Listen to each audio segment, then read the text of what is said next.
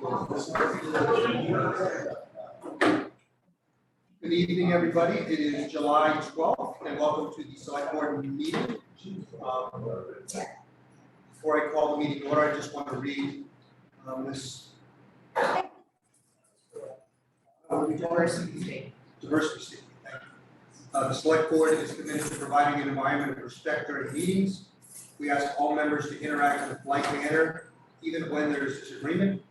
We value the participation of our community and want all participants, including marginalized and minoritized communities, to feel welcome and respected. We ask our committee members and all who participate to commit to these standards to support and respect our community. Thank you very much. That being said, I'd like to call the meeting to order. Can I have an acceptance of the agenda? So, Second by Ms. Canfield, all in favor? aye. Aye. It is unanimous, 4-0. Mr. Goodrich cannot be here tonight, and it'll just be the four of us. So, any walk-ins this evening? You want me to walk in and say, no, I'll do it. All right, seeing none, we'll move right on to the report of the town administrator.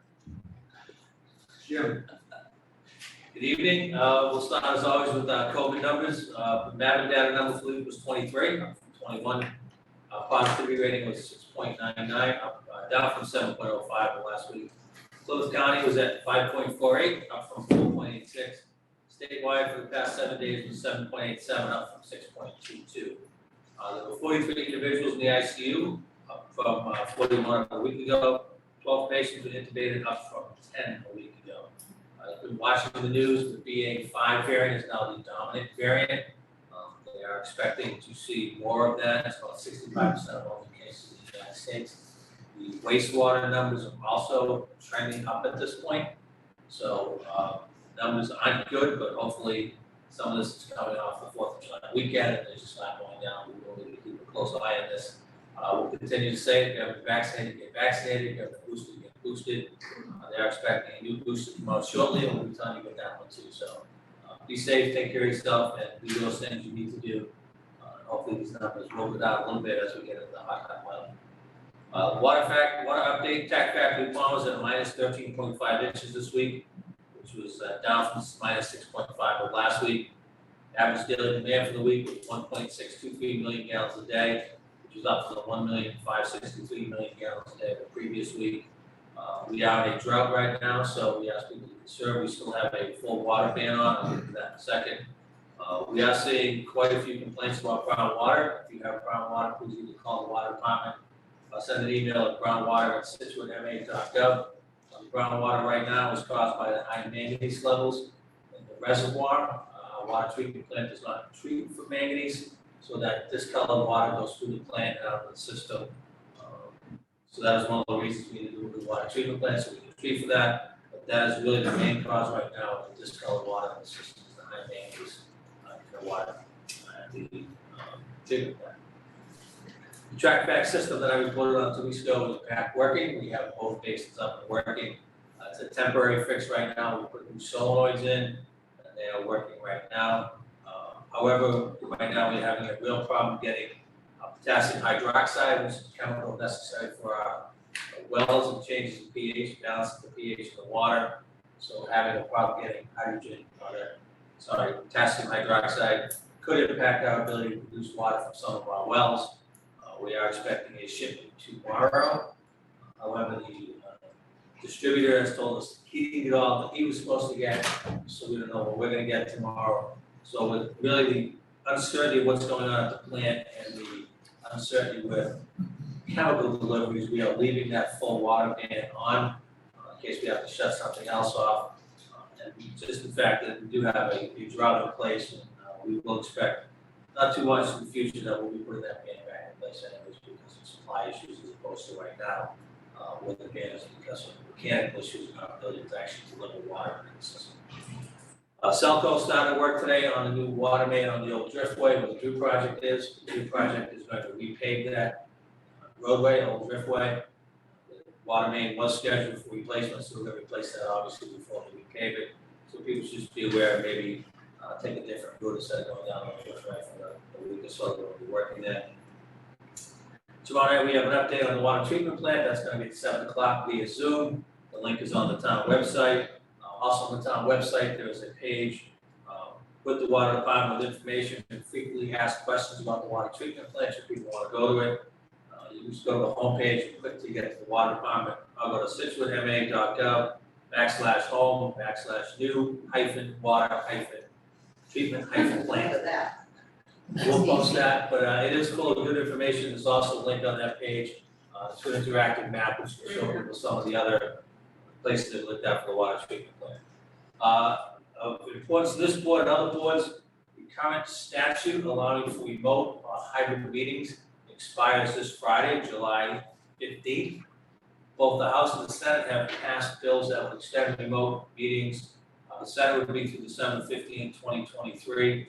The House would extend the provisions as they currently are through March 31st, 2023. And then on April Fool's Day, 2023, there would be a requirement that all local municipal boards, committees, and commissions have their meetings with a hybrid or remote component to it. Obviously, we don't have the staff here, that would impact more than 10,000 local municipal boards across the state. We don't have the staff or the equipment that every single board and committee could be hybrid, so we have expressed our displeasure with that. I think the system we have now works, where boards can decide whether to go hybrid or not. But if the legislature can't get their differences reconciled, a bill on the governor's desk and signed by Friday, then our ability starting next week to have hybrid meetings will go away until we pass this law. Why they don't just pass it and let us keep doing it instead of just keep extending it, I don't know. But we do have some real concerns about the provisions in that House bill. I know I've conveyed my concerns about that to all legislative delegations, so we'll see what happens between now and Friday, so we can get that bill done. As I mentioned in my update yesterday, I know a lot of people are struggling with the inflation, rising gas prices, grocery, everyday items has gone up significantly. If you are in need or you know someone in need, both the Scituate Community Christmas, the Scituate Food Pantry are available to those in need in the town of Scituate. Scituate Community Christmas, despite the name, is a year-round organization dedicated to helping those in need and not just during the holiday season. So Scituate Community Christmas can be reached at 781-545-7198. The Scituate Food Pantry, which operates out of the old Gate School, can be reached at 781-545-5827. We're very fortunate to have both those organizations in town helping those, so if you are in need or you know someone in need, please don't hesitate to reach out to them. Everything is confidential, they'll give you whatever help they can. We want to give everybody notice that we're going to experience astronomical high tides the Wednesday full moon tomorrow night. Tides will be high tonight through Monday of next week. The high tides will start tonight right around 11 o'clock and advance just an hour each night. Mill Wharf, Cole Parkway, and other places, low lying and get flooded. Be careful, watch where you park. Then we'll have some flooding in those areas over the next week or so. Reminder, Cohasset is doing their utility work on 3A. If you can avoid that area, please do so. The lottery for the sanctuary at Herring Brook will be held on August 8, 2022. Completed applications must be received at SCB Housing by 2 p.m. on July 25th, 2022. The information is on our website. I'll go to scbhousing.com. Click on affordable housing opportunities at the top of the page, and you can find sanctuary Herring Brook with all the details and the paperwork that needs to be filled out. Good opportunity for people. We did talk about the 1-bedroom affordable units at $1,900. That doesn't include heat and electricity. So we're going to have some conversations, I think, with our legislative delegation, maybe the federal delegation. And Scituate is lumped into Boston, Cambridge, Quincy when determining what's affordable and what's not. Really, those are not really good comps for Scituate for most of the South Shore. So maybe finding a way to change this to the Brockton zone would be better, but those are conversations we have to have. I'm not sure if that's federal or state designation. So I reached out to Pat O'Connor, have some conversation and hopefully before the week's over. The last one is the Mine and Light again. We've got calls about why Mine and Light is out. Mine and Light is a private lighthouse, but the light is still maintained by the Coast Guard. The Coast Guard is aware that the light's out, however, the owner of the lighthouse was doing some work on the building, so they have not been able to access the light. They will keep it right at the top of their list, and as soon as they can access that light, they will make their repairs to put it back on. that's what's going on tonight. That's what I have for the board this evening. Thank you, Jim. Any questions for Jim? But if I could add to if you are in need for Scituate Community Christmas or the food pantry, they also need money, so especially, and they both accept donations throughout the year, especially Scituate Community Christmas. So if you're fortunate enough to not be in need, but you'd like to help your neighbors, please consider a donation to either of those organizations. The food pantry does post what they're short of, what they need, so you can check their Facebook page. And see what they need. They like money too. That's my tip. Thanks, Karen. Great. Moving right along, we'll get into our first topic, the discussion of vote on some donations. Chief Carlin, how are you? Excuse me. Doing great, how are you? Well, Were you guys over at the, we sent an engine and deputy over, initially went over to cover the station, and they sent the scene, so it was quite a fire. Luckily, the wind was blowing out to the water, not sideways, we had only 4 or 5 houses, so. Big house, new construction's likely. I heard rumor that they may have been doing floor finishing in the days prior to that, so I'm not sure if that had anything to do with that, really getting going, so. That thing went right up, it was amazing. Where was it? Scary. Sorry? Where was it? okay, You know anything about club business, go by Yeah, Stars? Grosse Point, yeah. Sort of, it looked like they had a Oh, nice it's view still- of the city of Boston. Beautiful location. Quite a place. Yeah, it was, also up down the chimney, so nobody got hurt, that's a big thing, really, so unfortunately, you know, we got for us by that size, neighbors, and everybody else that we did up. Thanks for Situate's Yeah, response. they were there early, so they were there, Debbie Dunn was there as well, so. Yes. just glad we got hurt. Yeah, So what do you have? We got a $1,500 donation to the Scituate Fire Department for some fire safety equipment. yeah, the National Grid, believe it or not, I didn't ask for this. Usually I'm asking for money, but, so Joe Carroll, who was really late, you guys know me, we have a great relationship with, and we had a conversation, and couple months later, he was a donation for you, $1,500. So, he couldn't be here tonight, but, we put that to good use for fire and rescue equipment. They have some great portables that float, so, for our voices, some great portables out there that we like. So, yeah, so we've definitely have listened to what we can get with this, and we really appreciate National Grid's generosity. Thanks. Any questions for Chief? No. Great, thank you, National Grid, and also thank you for National Grid for showing up very quickly. We've had 2 power outages in the last week with branches falling on lines and one just a couple hours ago, so Yeah. thank you for the quick response. We had one of the guys with the Shills, and when the primary went down on the bridge, Stockbridge Road, so they lived pretty quick, but it was street live. Did a lot of damage to the tower, started the grass on fire, so I'm glad we got that quick. Wow. Mike, can I have a motion? Move that select board approve a donation of $1,500 from National Grid to be used to purchase fire department safety equipment. Second, by Second. Ms. Conley, further discussion? Seeing none, all in favor? Aye. Aye, it is 4-0. Thanks, Barb. Thank you. Have a good night. I'll be here. It's a rest. We have one more donation for the Situate Harbor Master. Yeah, he's not here yet, so. So the Harbor Master Waterway stuff, I just wanted to postpone that and take it up when the Harbor Master wants to please put it on the agenda. Okay. Great. We also, next item, discussion vote on outdoor entertainment permit, 43 Oceanside Drive. He's not here yet. Back to him. The next one is interview, board and committee applicant for Economic Development Committee, Susan Day here. Hi, Susan. Hello, everyone. Thank you very much for having me. Thanks for coming in. Susan has served on our advisory committee and many other committees in town. Big South Shore person with lots of trust, so tell us, well, I'm sure everybody knows, but give us a little bit about you and why you want to do this. Sure. So I obviously have been on a few committees in town and coached and been on the board of psycho fall and involved in a project that was going on in my house and got involved and wanted town government a little bit and have been very interested in what's going on in the town and like to attend town meeting when I can and be on top of things. I'm a financial advisor, so I like fiscal responsibility and when I was on the advisory committee with Karen too, you know, we It was a lifetime. it was, no, I can't believe it, I looked it up, it was 2 years ago, I didn't see it.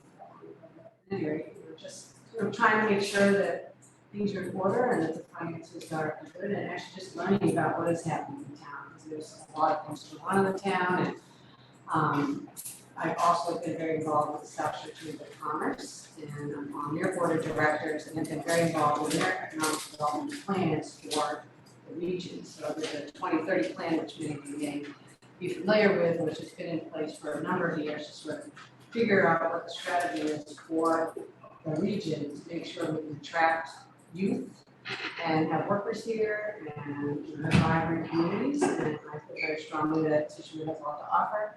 I'm hopeful that my own children will someday be able to afford to live here. So I'd like to just, you know, be involved. I think I have some expertise and insights to what's happening regionally to add some value where I can. I've also been involved with the Scituate Visitor Center a little bit. And I have some fundraising experience, I have communications experience, set up financial advisor, spice budgeting type of experience. So and hopefully I can you know, bring all that to the table. I work collaboratively in my current job with clients and business owners, so I kind of understand the business environment, how important small businesses are to the vibrancy of the community. So you know, I want to be an advocate for them as well. And I know that attracting businesses is really important for the tax base for our community. And I know there's some issues in my Scituate too, so I'd like to get involved in that. I was on the Transportation and Infrastructure Committee for the South Shore Chamber, so I know there's a lot going on there. And there's some great things going on in other towns, in you know, small cities like Weymouth that are really attracting young people. And so they have some creative ways of doing that, and I think you know, hopefully I can bring some of those ideas to the economic development community in Scituate. That. Slam dunk for me. Any questions for Susan? Oh, come on, give me some hard questions, Karen. I do have one question. You obviously know Susan too, because we don't have a lot of people here, but and so happy to see your application. What, you said you were have been involved in the current visitor center committee a little bit. Yeah, Can you, not a ton. not just, Yeah, Sue DePisa asked me, I was on board with her, a not-for-profit board a bunch of years ago, and she, you know, knew I had been involved in fundraising, and I think she just wanted to pick my brain and ask me to sort of be in an advisory role. So I attended a couple meetings, I didn't really do anything frankly. And I've done a lot of fundraising, so I really don't want to be doing a lot of fundraising in the future, but I certainly can help people figure out how to do that if they need to, so. Karen? I don't have hard questions because I know your experience precedes you. But I do think having something strong, I will advocate for you because having something strong that understands town business and understands business community. We've done such great strides with economic development and with the formation of the research center that we have her on board to help guide take it to the next level and be a great asset. Advocate. I think hard. How would you sell parking? Yeah. Interesting, I was just in London, literally they're trying to go to Carlos. Yeah. But that we, it's, you know, say that. Do you have any questions, Karen? No, I'm good. I will ask everyone who's speaking to a mic to really speak loudly, because I've had some people tell me at home that these meetings are really difficult to listen to. So if you're speaking, whoever you are, speaking to the mic. Quiet. So, no, but I know Susan from way back, as she pointed out, so always good to have people go away and come back. It's great to be here. I'm good. Well, I think Susan's a great choice. She's intelligent, she's kind, she's, you know, she knows the South Shore better than most people. You interact with so many different groups, so many different companies, see so many different communities, you know, have great ideas that become, and like you said, just your comment on Weymouth, right? What are other communities doing? What are the local kind foods that you can take advantage of here? And I think you did a great asset, you know, to the community. So, Yeah, I think there's one opening, right, Lorraine? There were two, you appointed one person at the last meeting, and Susan will be the So second. there's one, so perfect timing, and it's a great group, they're energetic, they're doing a lot of things, and you'll fit right in perfect. Thank you. We will, any questions? Well, I actually have a question about You can that. share. Yes, Ms. Conlon. Mr. Chair. Do we have any other applications that have come in? Not at this time. Okay, That's a good question. all right, thank you. So we'll, at the end of the meeting, we're gonna discuss it and vote. Okay. You're gonna have to stay for that, and Lorraine will get in touch with you and let you know what the outcome is. Thank you. Thank you for your confidence about working with you guys, man. Thanks for A coming in. professional capacity. It's nice to see you. Bye. Just make it happen. Thank you. So before I go to the next thing, is the outdoor entertainment person? Yeah. Do you know, Fred Boyd Asian. awesome, come on up. I didn't want to make you wait till the end. A bit hard of hearing. It's all mine. So you've got an outdoor entertainment permit Yes, at 43 Oceanside, is that correct? What are you gonna do then? I just finished my latest vacation home. And I'm having a general open house. And it's also my last house, so I'm in for a party. I'll be done by 10 o'clock. What kind of entertainment? It's a band called Hurricane. They play down at the gazebo quite a bit.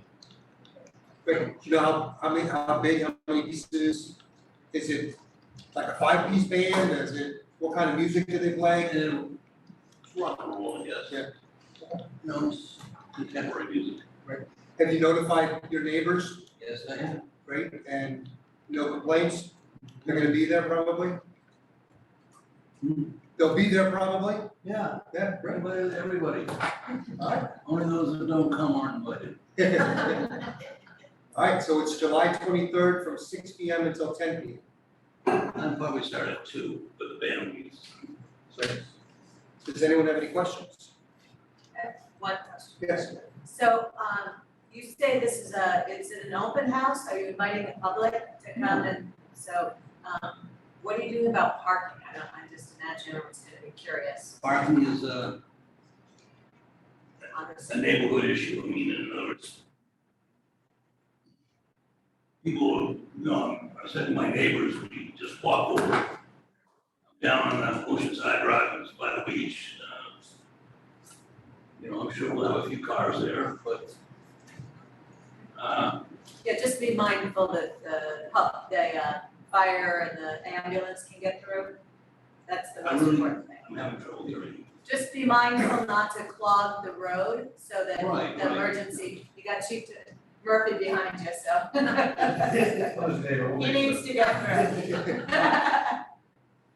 Great. Any questions from the audience? Seeing none, can I have a motion? Sure, move to grant an outdoor entertainment permit to Fred Boyd Boyd Asian. Asian Yeah. for a band at 43 Oceanside Drive, July 23rd, 2022, from 6 p.m. until 10 p.m. Second? Second by Ms. Canfield, further discussion? Seeing none, all in favor? Aye. Aye. Have a good time. Have fun, already on. See you too. Thanks for coming. I'm waiting for it. All right, Pam, Good evening. how are you? I'm well, thank you. How are you? Very well, thank you. So what do you have for us? So, Will Branton from the Sewer Division has requested that you approve an interfund borrowing from the stabilization fund for Article 3JJ, the SCADA project Phase 5, authorized at the April 11th annual town meeting. As you know, we can borrow against the stabilization fund, which has about $5.9 million in it currently. And at the end of the fiscal year, we will replenish the stabilization fund or free cash. Does anyone know if this phase 5, the final phase? No? How many are He was asked that question, capital planning, and says many fitness phases is infinite. It's constantly going to be upgraded, so. This is phase 5 of the cycle. Right. Mr. Chair, can I ask a question? Yes, Are those upgrades annual or? No, they're doing specific sections as they go along. Okay. By the time they finish going all the way along, they'll have to start all over again. so more maintenance than, yeah. It's like painting the Golden Gate Bridge. You get done and you start all over. Do you guys have any questions? Great, so $286,000 and it is, been passed at any town meeting, so this is just funding mechanism. Can I have a motion? Move that the select board approve the interfund borrowing prepared by the treasurer collector in the amount of $286,950 for the purpose of the approved authorization for the SCADA project, phase 5. Second by Ms. Canfield, further discussion? Seeing none, all in favor? Aye. Aye, it is unanimous. Thank you, ma'am. Thank you. Have a good night. Pam too. Dr. Kathy coming? Hello. How are you, Kathy? I'm good, how's everybody? Good, thanks. It's So election we're- time again. Early voting, Yes, here we go again. So we have the biennial elections, the state primary on September 6th, and the November state election on the 8th of November. With that comes new election laws and new early voting. They recommend for mandatory hours for early voting for the September primary the week before until September 2nd during business hours. It's 1 week, plus the prior Saturday, which is October 27th. I'm required to hold 6 hours of early voting on the weekends. I can break it up 3 and 3, and I chose to do what they were approved also. Instead of using the Sunday, because I really believe we need a day off in all of this, it's crazy. But I'm opting for 8 to 2 on Saturday. And that's 6 hours of early voting on Saturday, I feel the requirement, and then the following week during business hours. So that being said, that's the primary, 1 week plus that Saturday. so I'm just gonna correct, I think you said October, it's actually August 27th, the week, I'm sorry, Yeah. did I say, or did I? I'm Yeah, sorry, so yes, August 8th. August, Saturday, August 27th, and then the week. Correct, until September 2nd, quarter of the month, during business hours.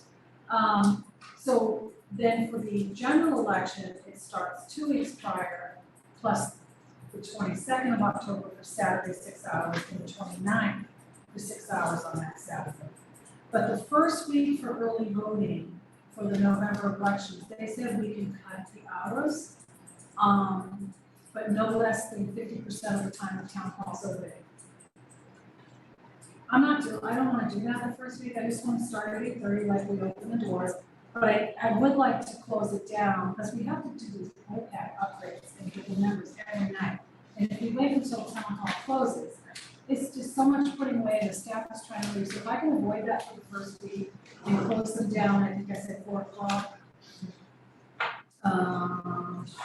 Yes, 4 o'clock, and then Tuesday night, 6 o'clock, the other, and then Tuesday, Friday, 4 o'clock. It's just basically less than an hour before, it just gives me time to settle them down, get the staff out, and get the numbers, and then we have to plug them back in and charge them, in that side for health, So if I can get away with that first week, and then the second week, we're required by law to be open during business hours for early voting that final week. So that's where we're at, and I'm requesting also, it's required that the board vote on the location. It's always recommended that the clerk's office is the location for early voting, but technically my office is too small, so it has to be town hall. And why town hall? There were so many times last, in November 2020, the state sent you out those mail back early voting cards, you could request a ballot email, we did. We had over 8,000 ballots that my staff and my election staff mailed out in a timely fashion. Imagine them all coming back too. Yes, I want a ballot, okay? So we mailed the ballots. We had over 200 people come in to vote early in person after we had already mailed their ballot.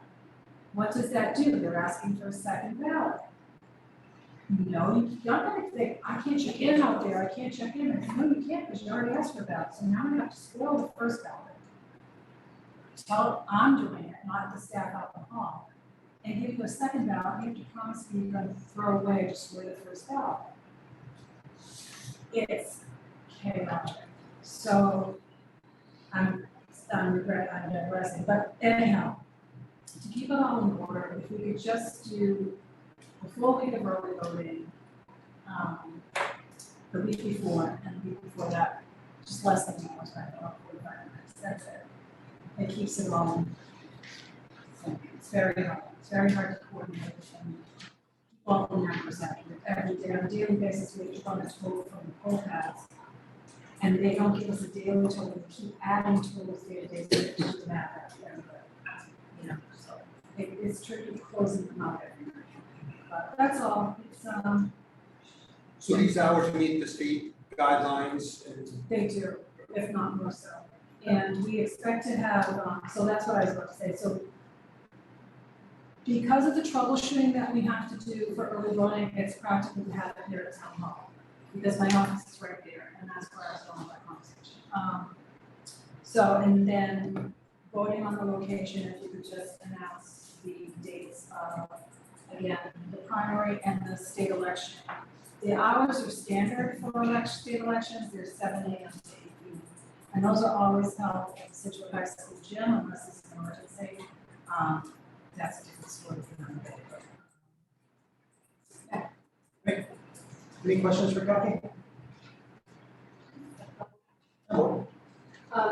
Kathy and Nancy, did we anticipate this during the budgetary process? We know this was coming, so you have enough financing to cover your staffing. And I'm very conservative too. Okay. I'm very careful with this one, but one of the things that counts staples, so. Yeah, I put it in the budget and we do what's expected plus, but I try to just, if I need more people, then I call them in. And I just have a follow-up question.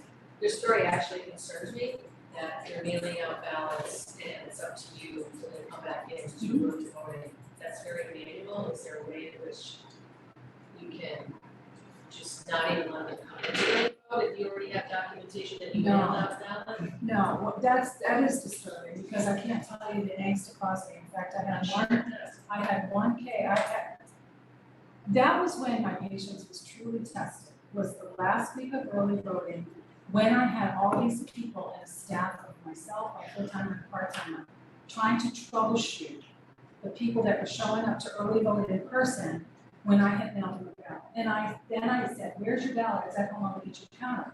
Why? Well, I want to go in person. So you bring your ballot from the kitchen counter to the town hall voting booth and hand it to me. You've already requested a ballot. So I had one woman that promised me she would throw her ballot away when she got home.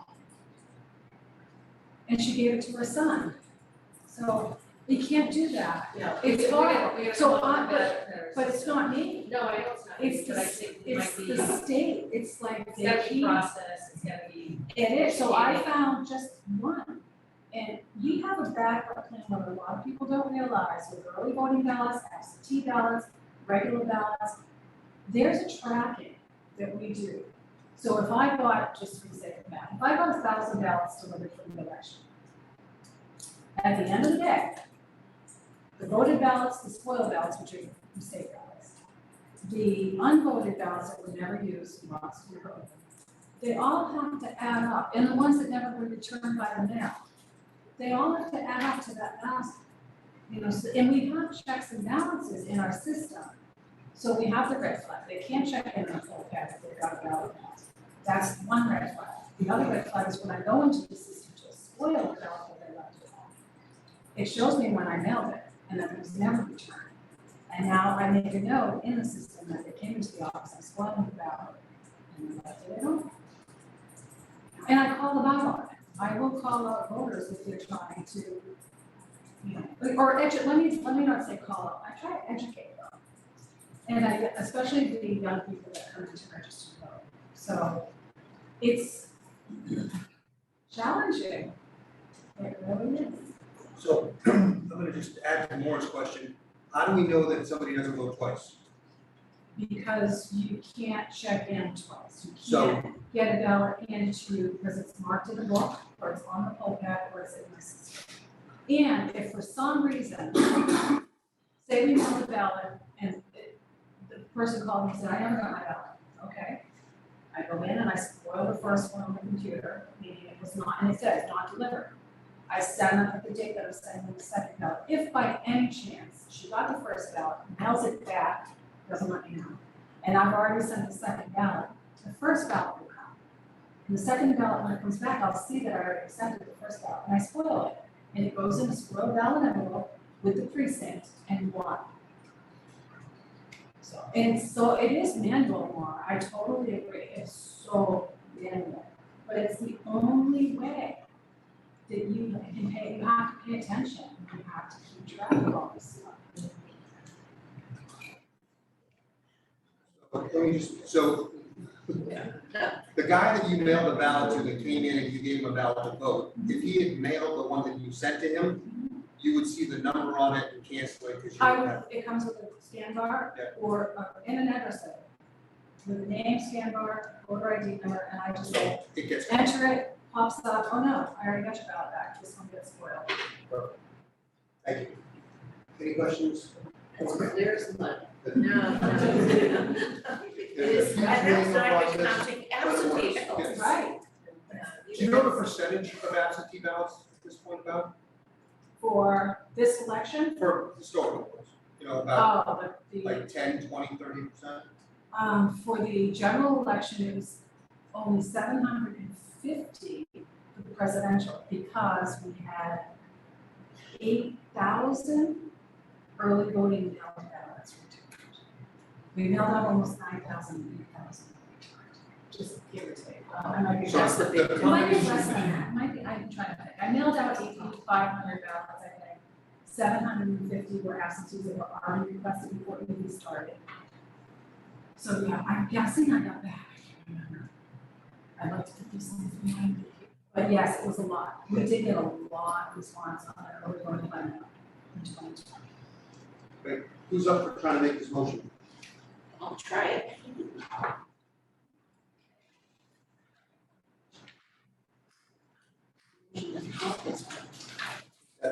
Let me do it.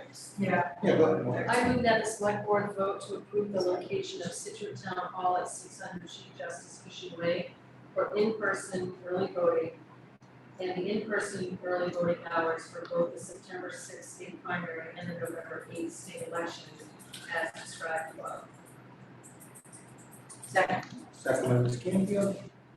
Further discussion? Can I just do a point of clarification? I just want to make Yes. sure this is right. But there's not a typo, because I heard it. my page. For the, August, voting, Kathy, Yeah, on the 30th Tuesday, you must, do you want that till 7:30? I do, but Okay, for you the do want primary, it 6. has to be all during regular hours of that week. That was the only thing I messed with. Okay. Thank you. Any questions from the audience? Seeing none, all in favor? Aye. Aye. It is unanimous 4-0. Thank you, Kathy. Thank you very much. Thank you, Kathy. Confusing, I know, so I appreciate your help. See, it pulls. The next discussion vote is the fire union contract. Bob Clark, our Human Resource Director. Bob, how are you? Good evening. How are you guys? Thanks.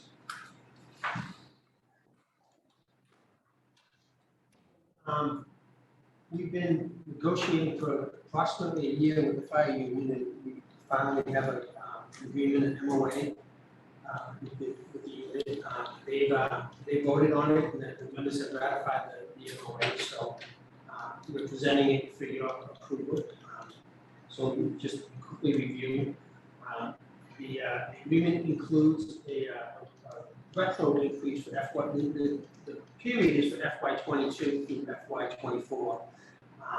Retro increase of 2% for FY '22, an increase of 3%, general wage increase for FY '23, and a 3% general wage increase for FY '24.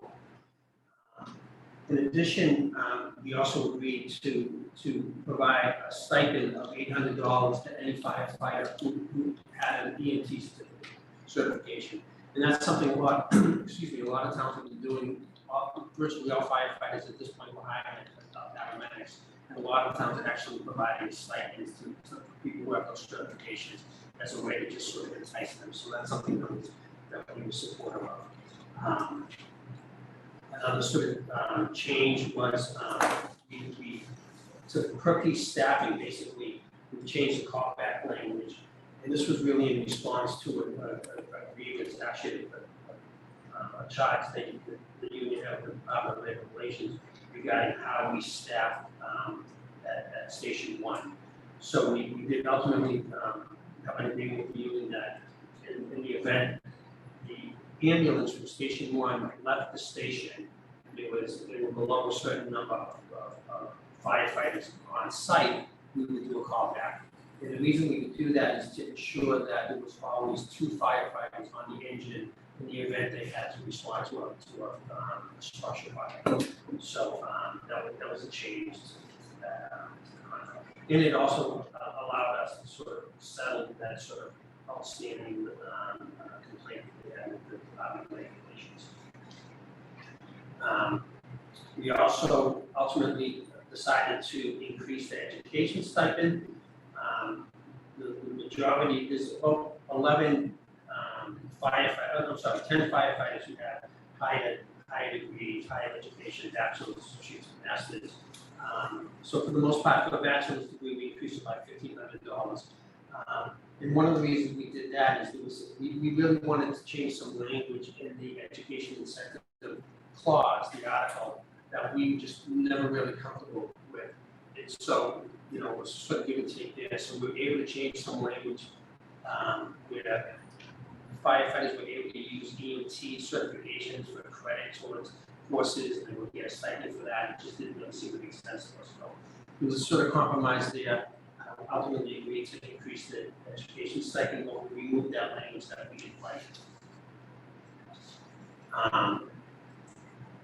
A couple other relatively minor changes regarding employee leave and FMLA, but one other real significant addition we made to the contract was that we now have a light duty article, which we've never had before. So we had a situation in which we may have a firefighter who's out on a minor duty injury, and they could be out for a year or longer, and they're basically unable to perform the functions of a firefighter, but they would potentially be able to perform other functions.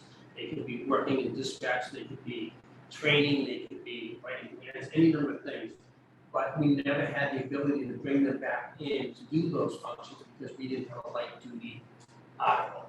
So we now have that, which I think this is pretty significant for the town because we're literally paying firefighters to be out for extended periods of time. We now can kind of get them back when it's appropriate, when they're able to do it, and they're medically cleared and they have a skill set, we can get them back in to kind of continue to provide service to the town. So for us, that was something that we've been really wanting to see, something we have in the police contract. So that was significant for us.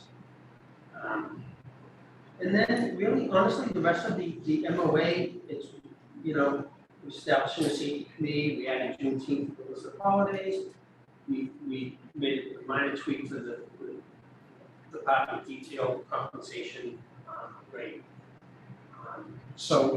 Ultimately, I think it's a good contract for the town and for the firefighters. It was a long time coming, and so we're asking for your support for that. Great, thank you, Bob. Any questions from the board? If I could ask, so are both sides satisfied now, or equally dissatisfied? Yeah, that's the goal, equally dissatisfied, yeah. No, I would say so. I mean, I haven't heard the ratification vote, like what the numbers were, but, we've certainly heard from the bargaining committee that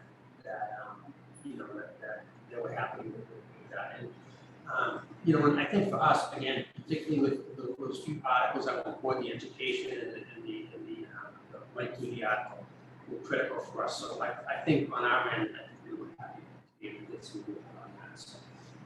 But again, it was a year, we had actually filed with the joint labor, the JLMC, Joint Labor Management Committee, to try to get this sort of settled. We were actually able to settle it between ourselves before it ever went to arbitration, so that was good for us. So that Goodwill there. is gone. Absolutely, yeah. Well, I think the public would like to be sure that we care about our firefighters and their safety. Right. We care equally about our citizens and their safety, so for everyone's sake, it's a good thing to have this settled. Absolutely. So thank you, it's hard work. Thank you, Jim. Warren, Karen, any? I was just gonna say thank you as well, because I know there's a lot of work on behalf of everybody at the bargaining table for over a year, so. Good job, perseverance. Thanks to the fire union, Barry Shea and his team, because we spent a lot of time since we got there last month, or so trying to hang on something, so thanks to them for being willing to start, just get it done. Because Chief Thompson, and their staff was also, Chief Murphy, Chief sorry, Murphy. reading Chief Thompson's email, sorry. Chief Murphy and his command staff are getting a lot of work, so. Oh, one question, the Juneteenth holiday, is that for everyone in town, or is that just the school? At this point, it's everyone in town, right? So that contract was just listed. I mean, the firefighters had, their language said all state recognized holidays apply to them. So, I mean, that was really almost just a sort of housekeeping thing, we just added it to the holidays. But every employee now sees that holiday. Before we go, Chief, do you have any comments or anything to say, or? No, we're just happy we have a contract, I think everybody at the floor is happy, and it's important to have a contract to attract and retain firefighters, especially paramedics these days that are on the big demand, so very happy we have a contract, I think everybody in the house is positive on this. Okay. Thank you. Last one question. Sorry. Yeah. So it's retroactive, so it's really effective for 2 more years. So we started this all over again for another year. Great. The way it works. That's how it works. Any questions from the audience? Not seeing none, can I have a motion? Move to approve a memorandum of agreement with Scituate Firefighters Union Local 1464 for fiscal year 22 through fiscal year 24. Second by Ms. Conley, further discussion? Seeing none, all in favor? Aye. Aye, it is unanimous.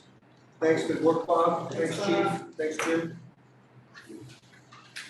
The next item is a review and discussion and a vote of the Waterways Commission. Got Mike Gibbons. Is Steve coming, or? Steve, I just talked to him before I stepped in, he had a family issue at home, so he had to take off. He's not gonna be here tonight, so with me is Dave Friedman from the Waterways Commission as well. Dave, how are you? Thanks for coming in. Great, so you've got some paddlecraft stuff that you wanna? Yeah. We've talked about it, Yeah, we have. so, You want me yeah, just give Yeah. a quick summary, would be great. So we started looking into paddlecraft and trying to provide more access for people that have paddle boards and kayaks, instead of putting them on the roofs of their cars and driving them, to help get them closer to the waterfront and provide some additional level of service to those people. Probably started a year and a half, 2 years ago. Right, Looking at it. it actually started, another impetus was the harbor master sort of moaning and groaning that he was spending a lot of assistant harbor masters time tracking down, monitoring, managing the increased number of paddlecraft. So even though it's a very small number now, I think we had $150 for each, $125, $150 for each one, just a little bit of money back to, they're not paying.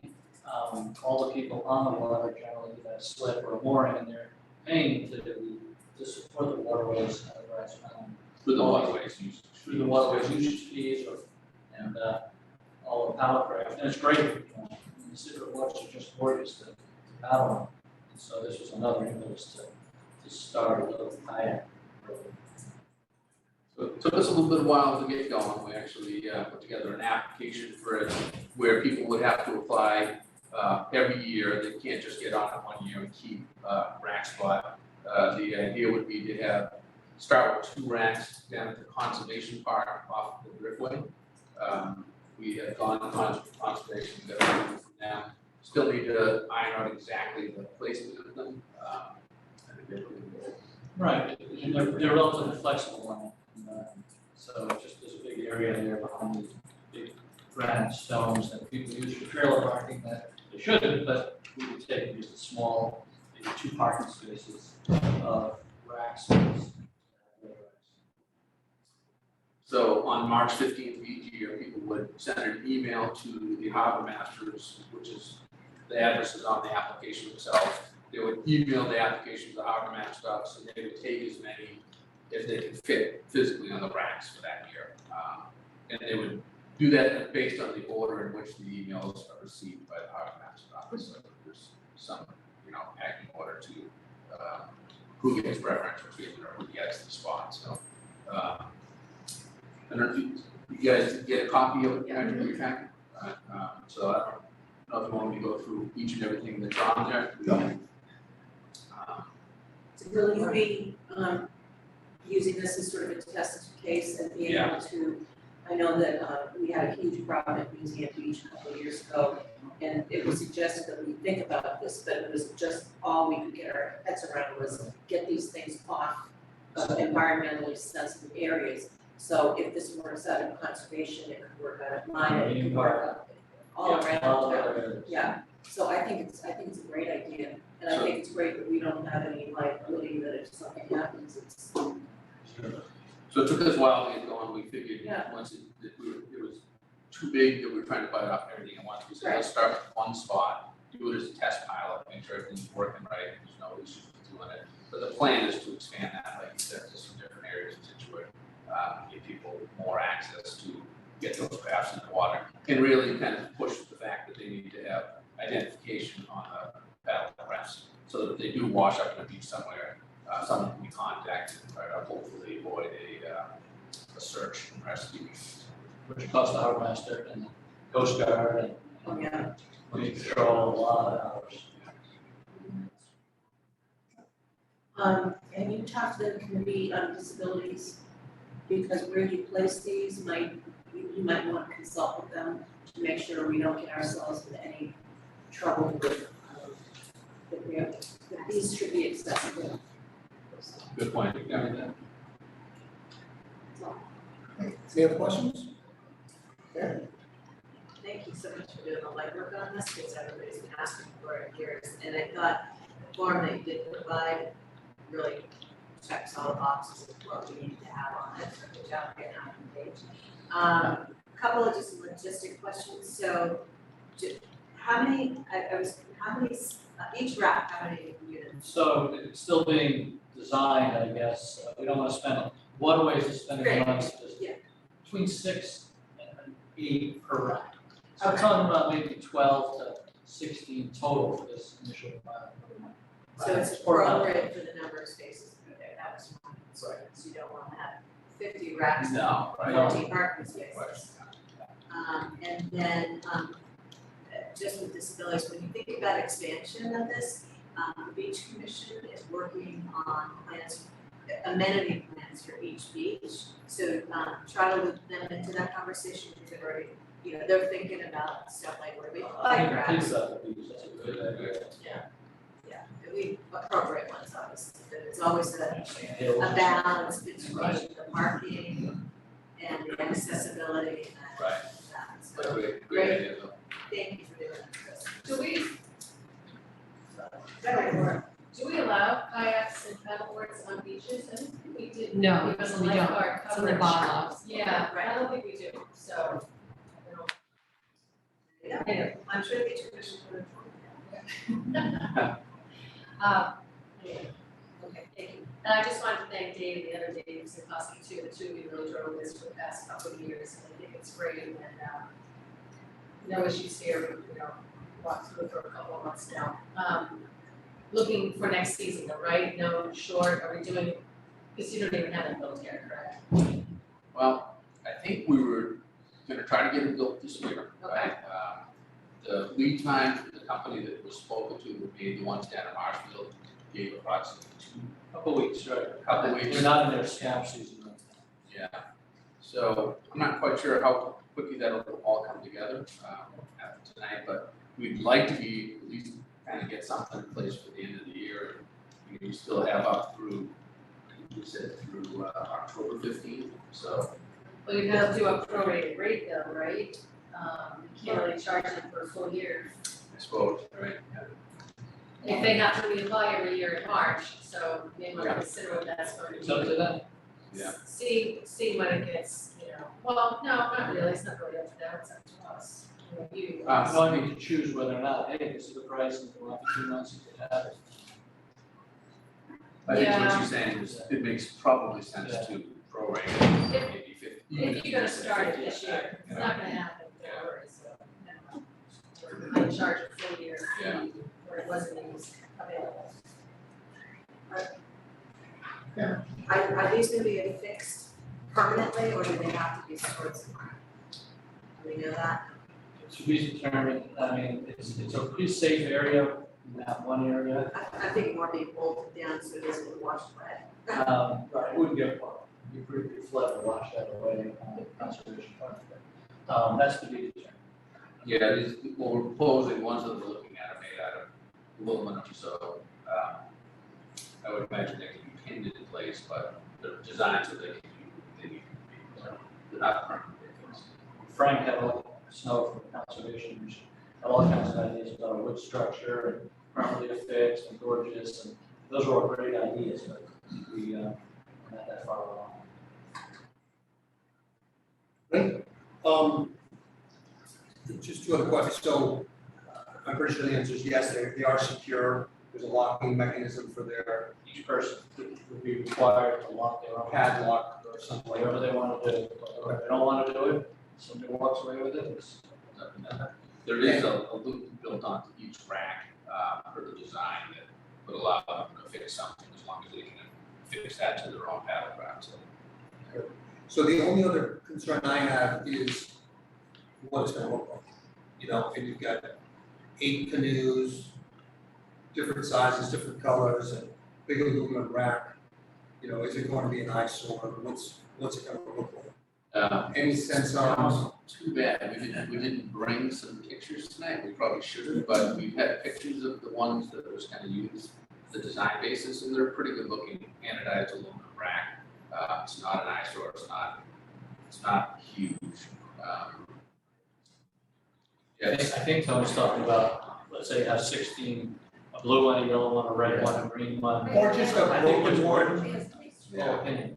What if they're broken? What if someone has a huge canoe they wanna put on? I think there's size limitations, yeah. I mean, I guess that's just my concern. If people are gonna walk by and go, This one place, and this is the first place, is relatively hidden edge.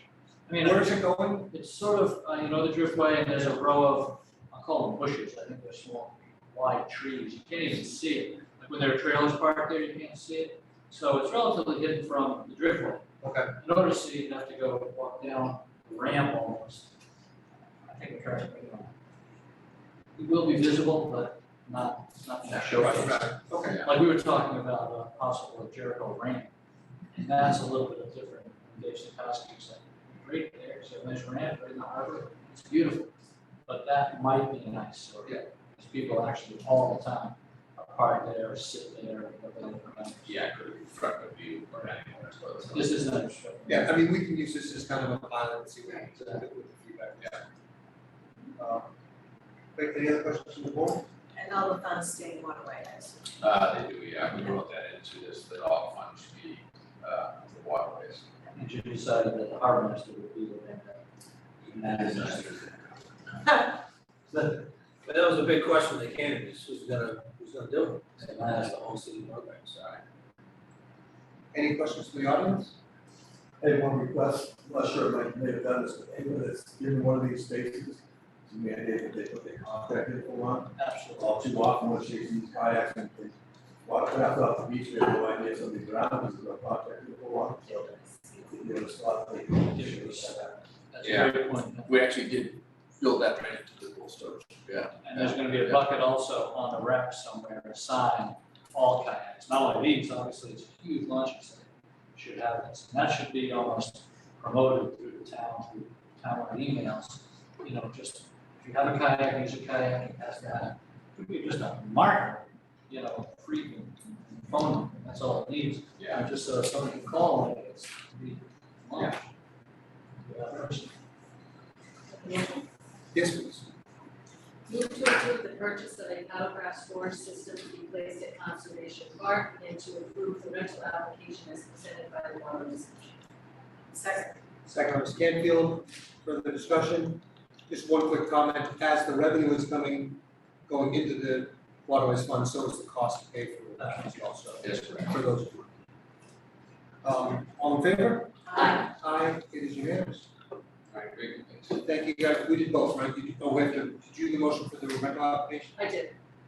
We also have the donation Oh, that right, Mike is gonna, thank you. Yeah, I just talked to Steve and he filled me in on the details on that, so if you want me to cover that, you can ask to, so. Dr. Reynolds has offered up 2 moorings that he used to use over securing his floats there, that were not part of the sale. That is offered to the harbor master's office to work and take them from him.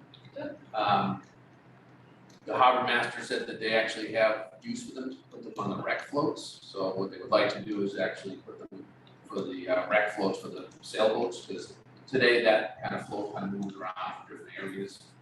He gets put onto empty moorings when he has something available, so it's a little bit of a chore to move them around to different spots. So that would solve the problem for that as well. So did I see there 2 8,000 to 10,000 pound, is that what it was? Yeah, I didn't have the information on that. There were 2 good sized moorings. Is that basically a big rock? Yeah, mooring is usually a good sized stone with a hole through it and an eye bolt.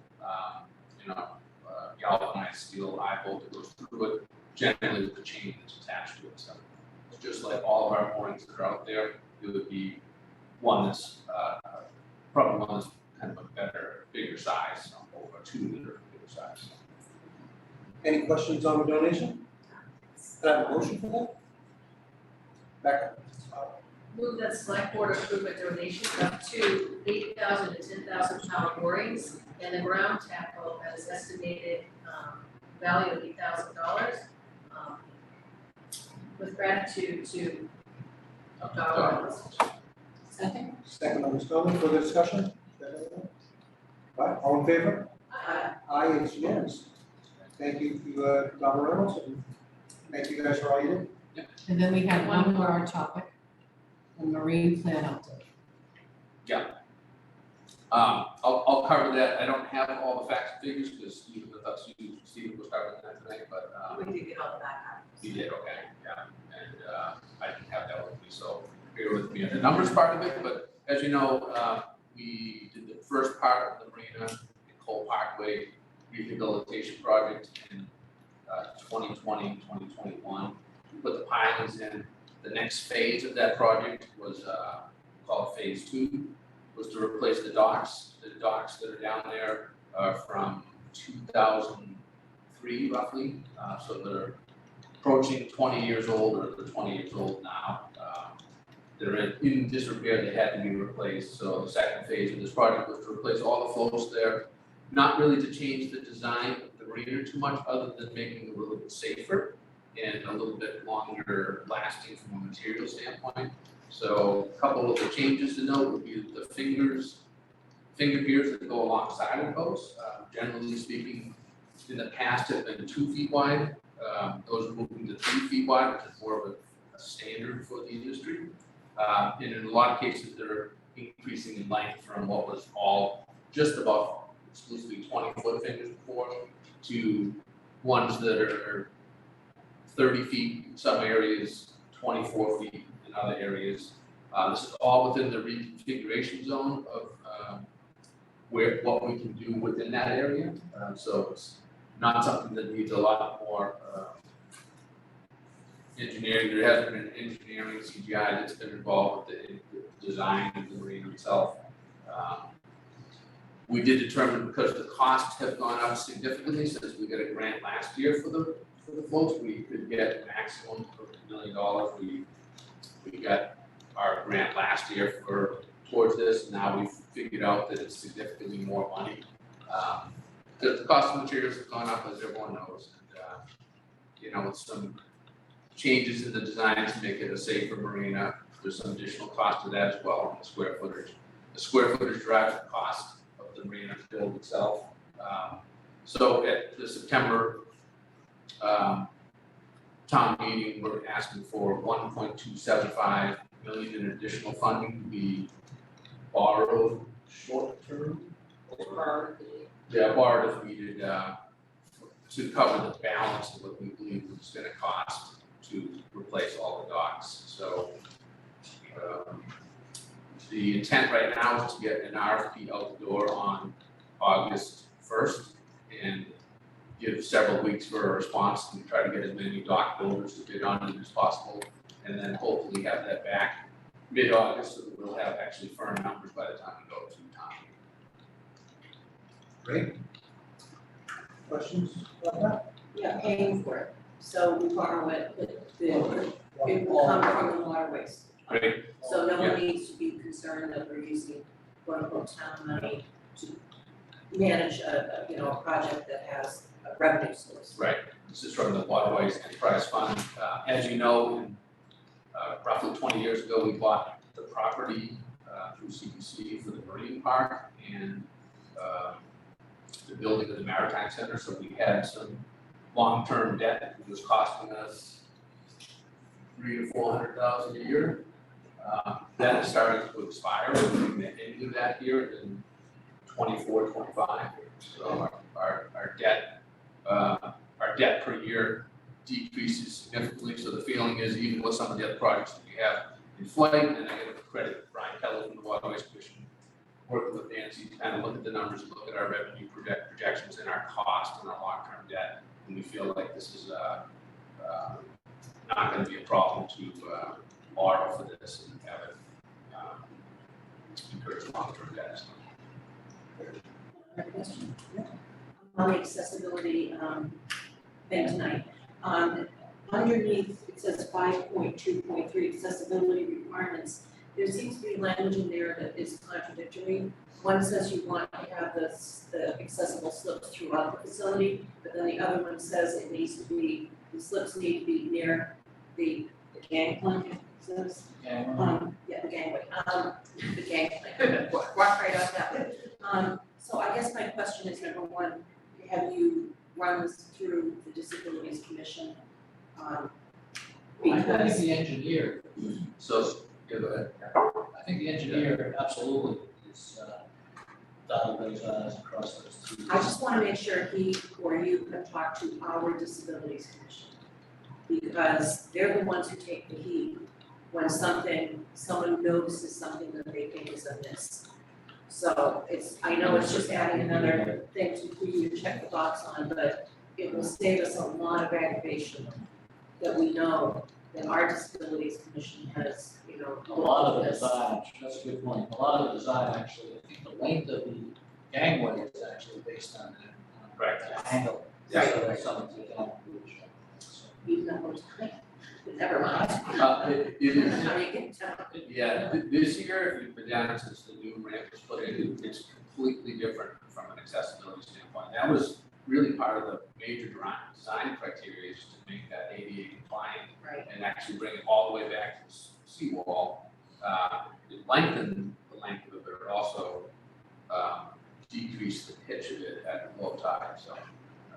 Well, I just know that they would appreciate being consulted, and I think it's I would bring that. help us all if Probably, they're extremely agreeable people, but if they don't know about something, they're the ones who, well, Jim gets the call and then they get the call and Yeah. you wind up in I will give them that, I'll give them that input on that. So that's. Yeah, any other questions?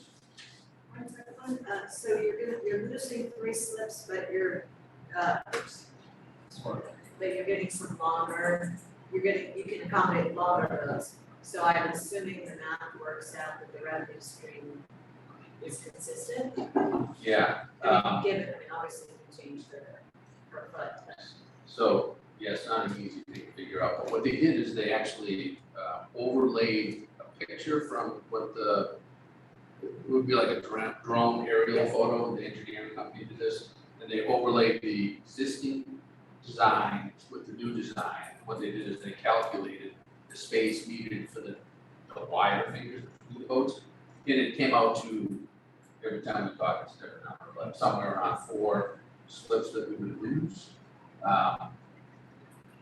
When we say we would lose those, but every year we have a turnover of 10 to 15 vessels in the marina, so it's not like anyone's gonna be kicked out of the marina because they don't fit anymore. It's really just, you would wait until you reassign from people not coming back the slips to make sure that you had room for everything you had before you gave out new slips for 2024. So not an easy task, but I think that takes care of one part. But the second part that you mentioned in regards to revenue, the feeling is where you have day one when the marina opens, you may not have some of those longer vessels in there, but over time, as boats move out, we can accommodate larger vessels there. Yes, you will see an uptick in revenue because you'll be able to take in longer vessels with more linear footage to build for. Just one additional, on my clarifying questions. If this passes on, in September, is the goal to start construction early spring 2023 or fall 2022? So the intent would be to, if everything passes the town meeting, is we would already have bids back, assuming we get bids that are within the range that we think, and that are suitable contractors to do it and build the docks. The intent would be to try to start it as soon as possible, as soon as we're done with town meeting, and then physically have them start the process on October 16th after the mariners get out of the dam. Yeah. The biggest thing would be to get them to contract as soon as possible so they can get going on materials and manufacturing and the flows. Because it's roughly 15,000 feet, 50,000 square feet of docks that has to be manufactured, so it's a big chunk. It's an aggressive goal, but hopefully by next summer, for any docks, happy customers. Right? Any questions from the audience? Seeing none? Was there a motion for this? Just discussion. Great. That was just not big. Great. Thanks for the update. Thanks for coming in, guys. Dave, Mike.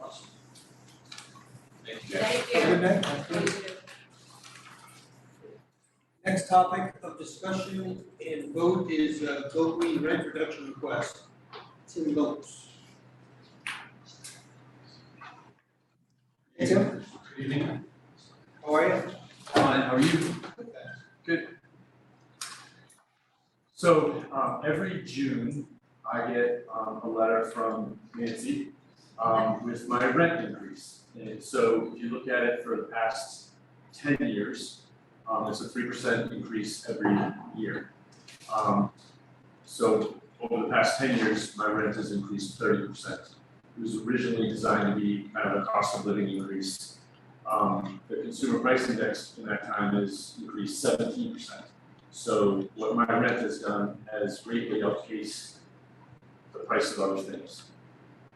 This year, I got my letter, and my rent is increasing by more than 8% as a result of inflation.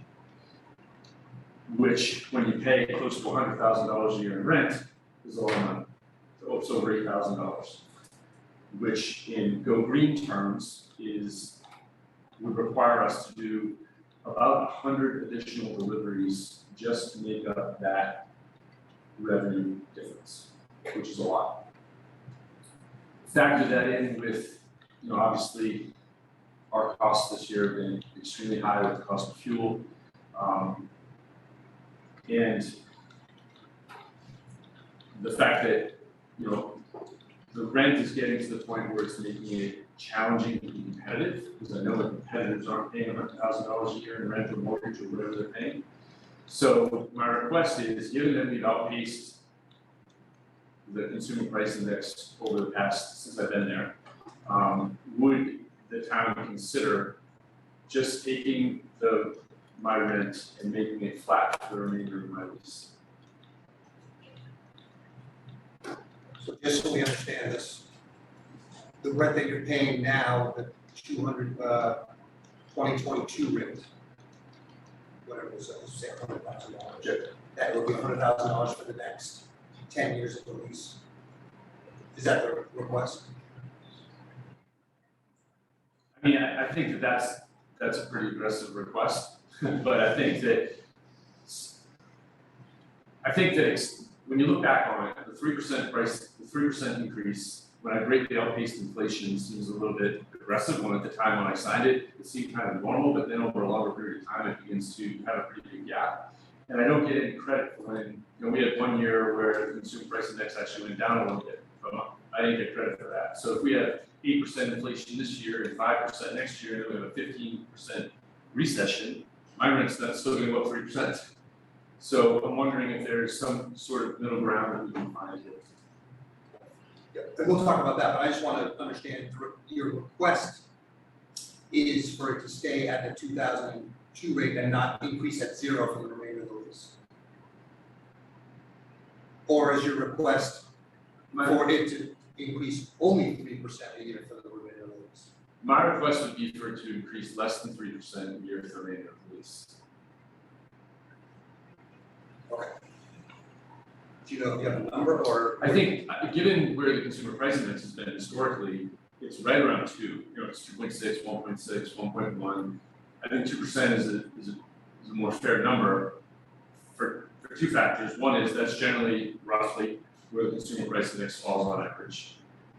So the past 10 years it's been 1.7, but 2 is okay. And 2, I really think we're getting to the point where it's becoming, what Go Green does for the town is, we're open 300 days a year. We pay about $100,000 a year roughly in rent.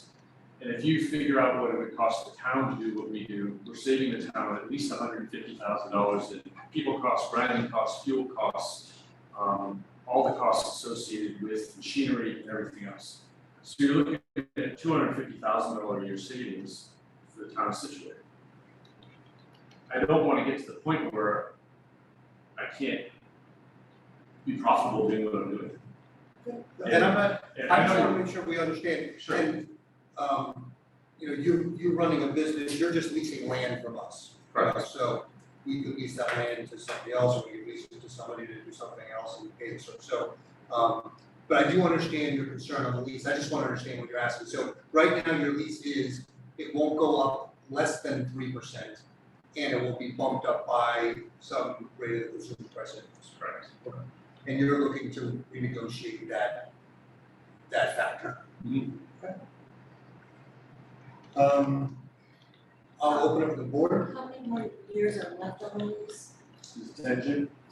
2029. Well, I would just say, I understand your issue, but I will also say that, what do other towns do with their citizens' brush? Well, to give you an example, Cohasset had to close their brush. And what happens to all the brush in Cohasset? They moved it over across 3A. I don't know what they did with it. This winter, we were lucky to find a couple of places, and we shipped out 300 truckloads of it. At a very expensive, it was very expensive. It was not something that was profitable. I had to pay people to take it. It's becoming harder and harder and harder to get rid of that material. When I first started this, we couldn't get enough of that material because we made it into a product that was in huge demand. That was before the advent of black mulch. Black mulch took up that demand, and so now there's too much of it. We have turned away dozens of customers, including our biggest customer. We turned him away last year. It hurt us revenue-wise, but he was bringing in too much stuff, and just can't operate that way. Well, I will just say, I find it's unfortunate, to me, it's an eyesore. I'm not sure that when the town went into that business, that anyone anticipated that we would have these gigantic mountains on one of the most scenic places in town. And so I just want to express, and I know that other people feel the same way, that I wish it didn't look the way it does. I wish we didn't have to have heavy equipment down there. I wish we didn't have the occasional fires that happen down there. I just think it's really unfortunate, and I'm not blaming you, but, I think at some point we should have considered shutting it down. So I'm not happy to think we have another 9 years of this to go. That's all right. More, Karen? More? She's got her thinking face. Yeah, and yeah, I totally understand the concern. You know, everyone's prices are going up. You know, to your point, town had an agreement, we have a contract, this is a service that does benefit our community, there are good reasons to set it up. You know, we can talk in 9 years about whether that's the right location for it, but we're contractually agreed to have an agreement. The flip of that is, we were contractually agreed to a certain salary, not salary, rent. And just contractually, I always hesitate to go back and tweak it after the fact, because it was an agreed upon terms at the beginning. Did we know that we were gonna have this incredible inflationary time looking at us? No. So I'm not really comfortable with a wholesale renegotiation of this as you proposed. Could we think about relief because it is a service? Yes, but I would like to know what the rest of the board thinks about that. Worst case scenario, we say, no, you have to do the terms, and it becomes incompatible and unprofitable. Then he's gonna be in breach of contract, and we have a whole nother conversation, and we don't have the service. So, you know, this is a little bit different than some other contracts, because we do have, as you point out, we have benefit to the community that would be difficult to replicate right now. So, I'm literally drumming my fingers on this one. Understand. Maura? Yeah, I mean, I raise a lot of good points there, Karen. I also think if it's a CPI to it, this is based on, it has a minimum of 103% of the contract, right? So to Mr. Lopes's point, he had said that the CPI that has been lower than 3 is paying 3, but that was agreed upon, correct? Just making sure that we all know that. I also know that our cost for, I think as a town, from water usage, fire apparatus going there because of the multiple, fires that we've had over the years. Maybe we did recoup over really aspect loss to that, due to the operational issues that you raised, Karen. So I don't know, I mean, it's gonna be 8% this year, no, it's right? It's not. We're all faced with increases. We're in the town, we're faced with 8% increases, probably more than that. You to yourself, right? You're not the only one that's experiencing all those increases as a business owner. And unfortunately, even in my business, I've had to pass on cost increases to my customers. It's just unfortunately the state that we are in this year. And that we all, as business owners and purveyors, have to absorb. It's tough. It's not easy, but I don't think it's unusual. We're not being treated any differently than any other proprietor or service that we're experiencing as a town, right? Everything that we do, look at our chemical costs, we can't even get chemicals. Look at all the rates that we have to go put back to our taxpayers with water rates and sewer. We're getting killed everywhere, Mr. Lopes, and I don't want you to take it personally, I just think it's business. I understand, I think that so my situation is a little bit different than a private enterprise. So if my competitors either have a mortgage or a fixed cost, and theirs are not going up at this rate, then I'm at a significant competitive disadvantage. I can't imagine that any one of my competitors pays anywhere near what I pay for land usage. So it just puts me in a really challenging situation relative to A, profitability, and B, long-term viability, which is even more scary. Because I don't think that when if we continue to go at this rate, when the lease ends up, I mean, the town may elect to do something else with the land, but I don't know that it's gonna get anywhere near the revenue from it that it presently does, doing what is being used for now.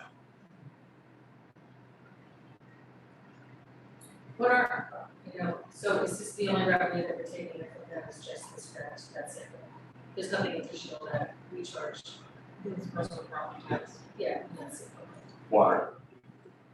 okay. Yep.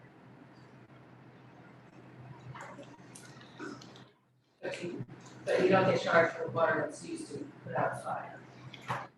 Either does. You No, guys it knows does, for- I know. This, I'm just trying, was Wrap it my 2 head years, around it. 2 or 3 years ago, you got a water line, didn't take dust control, all that kind of stuff. Yep. That's right. I look at it a little differently. First of all, in terms of I think Tim's working hard to get the site in a little bit more of a control level. We've met with him a number of times, the fire has as well. Maybe not as quick as we want, but it's moving in the right direction. It is an industrial zone area. It's in front of the sewer treatment plant. It's next to the wind turbine. So whatever's gonna go in there at some point in time is gonna have some industrial base, I would assume. And I remember when we used to do it at the transfer station. And there was an area, maybe the size of this room, where you went and you put your trees in. And then we had to pay the labor for the guy to come take it. And one day a week, the truck came and we had to pay the labor to put it in the truck and take it away. And I think it's a huge service to the town. The quantity of stuff that goes in there is enormous, right? Clearly by the piles of stuff. I know some commercial stuff goes in there too, but I would say, I don't know if you know, but probably the majority of it is just me going there every weekend dumping my leaves. The majority, the vast majority of right now, Scituate residents, because we turn away commercial people every single day. If you don't buy from us, if you don't buy what we turn this into, go somewhere else. We tell them that every day. Right. So it is a service to the town. I would say the majority of the town is going there and putting their brush in. So you've got to run your business, right? And at some point in time in 6 years or whatever, you're gonna have to decide whether it's proper or not, renegotiate the lease. I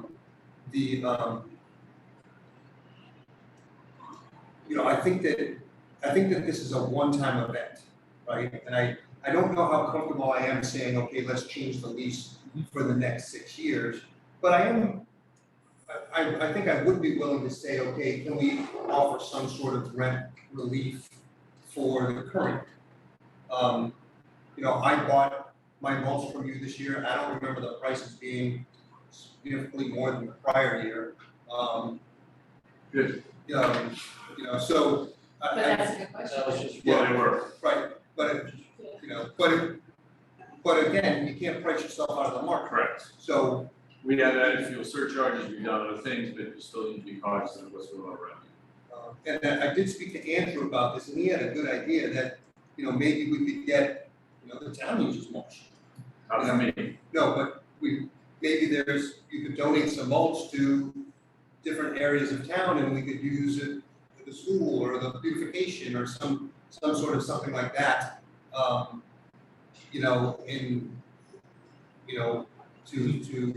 counteract if we decide to give you some sort of discount.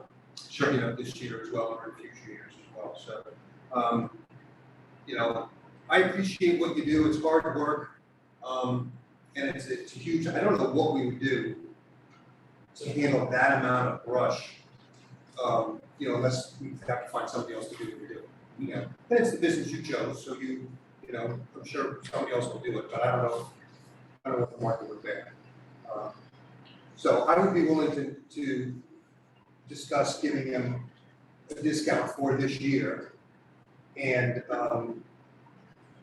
then, figure out what the future years bring. It's never gone above the 3% other than this year. That seems to be a reasonable increase for at least 3% a year, so I think, we could do it on a year-by-year basis if the number gets skewed crazy above that in the future. Is my take. So I would propose that we reduce the rent increase to 3% this year as it was in the other years, and maybe ask Tim to, donate some mulch to the beautification committee to help the islands in town or wherever they would be supposed to do it. Is that, Mr. Chair? Yes. Do we have to open up a contract to put that type of provision if there was a concession that was made? We'll have to open up a contract, right, to limit it? I would put that in the contract anyways right now. I can't You hear you, you sorry. just make the motion that Tony suggests and change the rent for this year. Yeah. And then you would put the rest of it in the contract, that is being agreed with. Yeah. With Mr. Lowe's. With actual- The mulch thing, Yeah. I mean, you can make Well, stuff. I- Figure that out, yes. And that's a very creative idea. I would do that if we were splitting it, I'd say 4%, right? So if we split the difference, but to go back just to the 3, that's just sort of say, okay, we're gonna leave it where it is and we're completely negating the whole CPI discussion. But if It's, the contrary to that would be, the town is already 13% CPI ahead of the game. So I'm paid, CPI for the past 10 years, prior to this year, it's been 17% for the past 2 years, well, I'm paid that's what I 30% more. was trying to look up, because I'm not gonna Well, tell you, but I don't that's have just that, all those facts. Just the math, 8% about $970. Say it again. I'm sorry, say it again. 8% is about $970. 1% is like $1,000. So that's part of our local receipts are almost 5.5 million in the budget. It's not right. Either way, it's not gonna make it right, so Right. take it, don't. And I'm certainly not in favor of level setting for the rest of the term of the agreement. I mean, we don't know what's gonna happen in this couple of years. Who do you two, I'll make a motion if you want, or do you want to discuss, would you rather be 3 or 4%, is that, or do you not want to?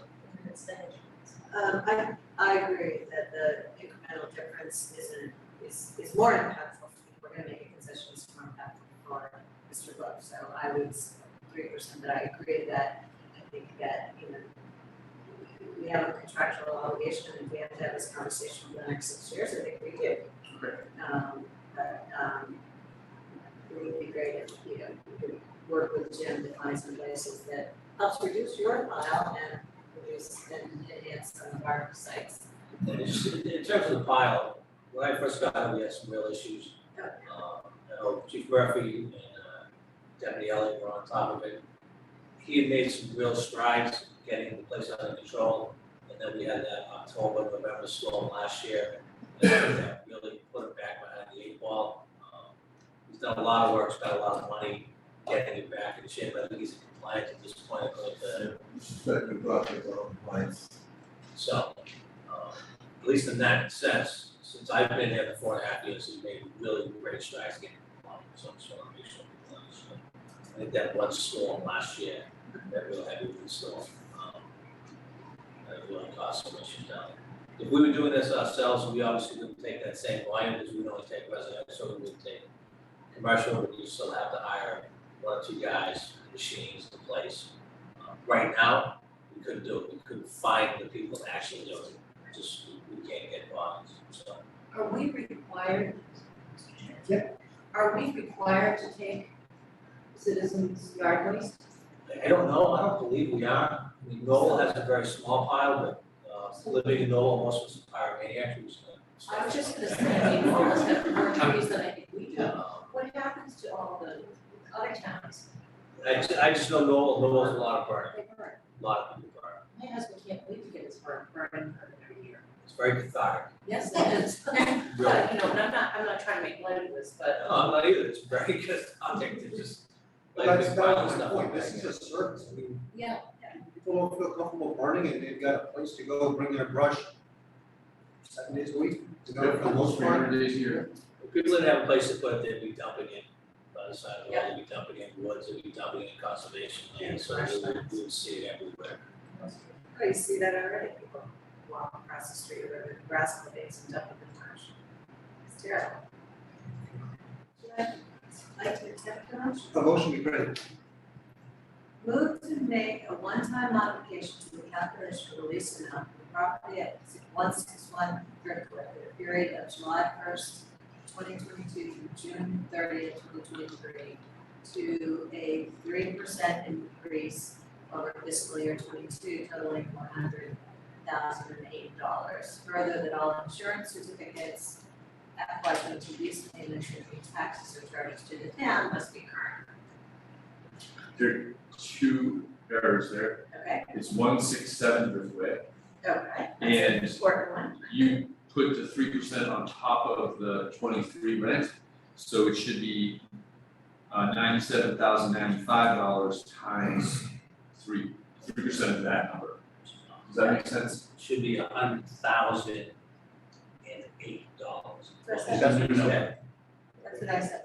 That's That's 3% off of the fiscal 22. What is fiscal year 23 supposed to be? It was supposed to be 105 at the. Yeah, if I At the said 8%, 100. yeah. Oh, I see what you said. Original, sorry, we have the benefit of the backup. Right. Not 108,000, it's 100,000. And $8. Oh, did I? I thought you said 100, okay, whatever, I get it now. Yes, 100, comma, 008. It's probably what you said, so. And I amend to 167. That second? Second. Second is Conley. Any discussion from the audience? Mr. Friedman? Can you just give your address? Dave on Oceanside Drive. I completely support the service aspect of this. I think it's a phenomenal service. And I'm not a real estate guy. I've never heard of a 3% automatic increase. Obviously, that's the agreement that is signed. But the opportunity to do this year might, in future years, give you the opportunity to renegotiate. Karen, I understand what you're saying, that it may be an eyesore. Maybe there's an opportunity, is it 25 feet, is that the limit? Right now, maybe there's not, maybe there's a chance to renegotiate the lease and make it 20 feet, maybe look a little bit better. I'm not sure what that will do to his operation, I have no idea. I just want to say that I think it's a great service, it is an industrial area. And I think they do a really good job keeping it as, you can say clean as it is, but it's very usable for every resident. So, that's all. Thank you. Thank you. Any other comments? I'd like to make one other comment too. I mean, obviously, with social media, we get hammered a lot on social media. I understand that, and that's part of the deal. We did deliveries last year to 800 Scituate residents, 1,800 Scituate residents. The silent majority appreciates what we do, and they wouldn't buy from us if they hated us. So while there are some very loud and opinionated folks on social media, and that is absolutely their right, we completely appreciate the silent majority, and they're the folks that keep us going there every day when we get annihilated on social media. So thank you to all those people. Maybe that's nice if you can do yourself a nice service and on your page, put those stats out there so people know that there's, some pretty satisfied customers. We don't do a terrific job of tooting our horn about that or about our, we donate a lot of stuff, we never talk about that, we just try to be humble and work really hard, and, I'm not a guy who doesn't go to work. I'm there 6 days a week, sometimes 7, especially in spring. I was in an excavator today, I was in a dump truck today, I was in a loader today. We just try to work really, really, really hard, and we have a lot of challenges, but we try to find ways to make it work. And yes, we do need to do a better job of marketing some of those statistics, I think. We try to be humble, so, but I appreciate that.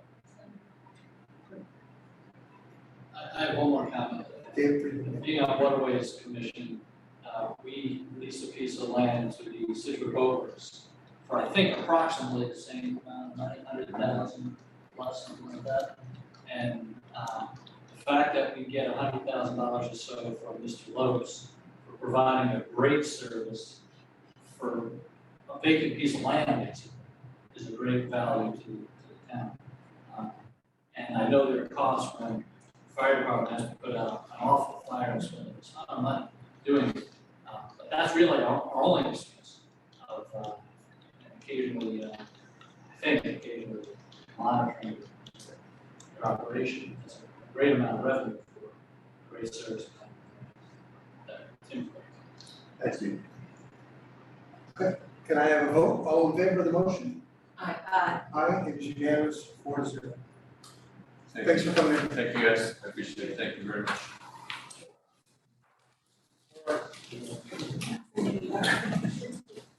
Next topic is a presentation and discussion from the Coastal Advisory Commission. How are you? Do you have a presentation? No. That's what you sent us. How are you? Good, how are you? Great. Let's get to the right page. Got your letter, maybe a month ago? Right, we requested to be at the last, Right. select board meeting. And we have a general sense from 10,000 feet what you're looking for. But why don't you give us a summary of what you want to talk about?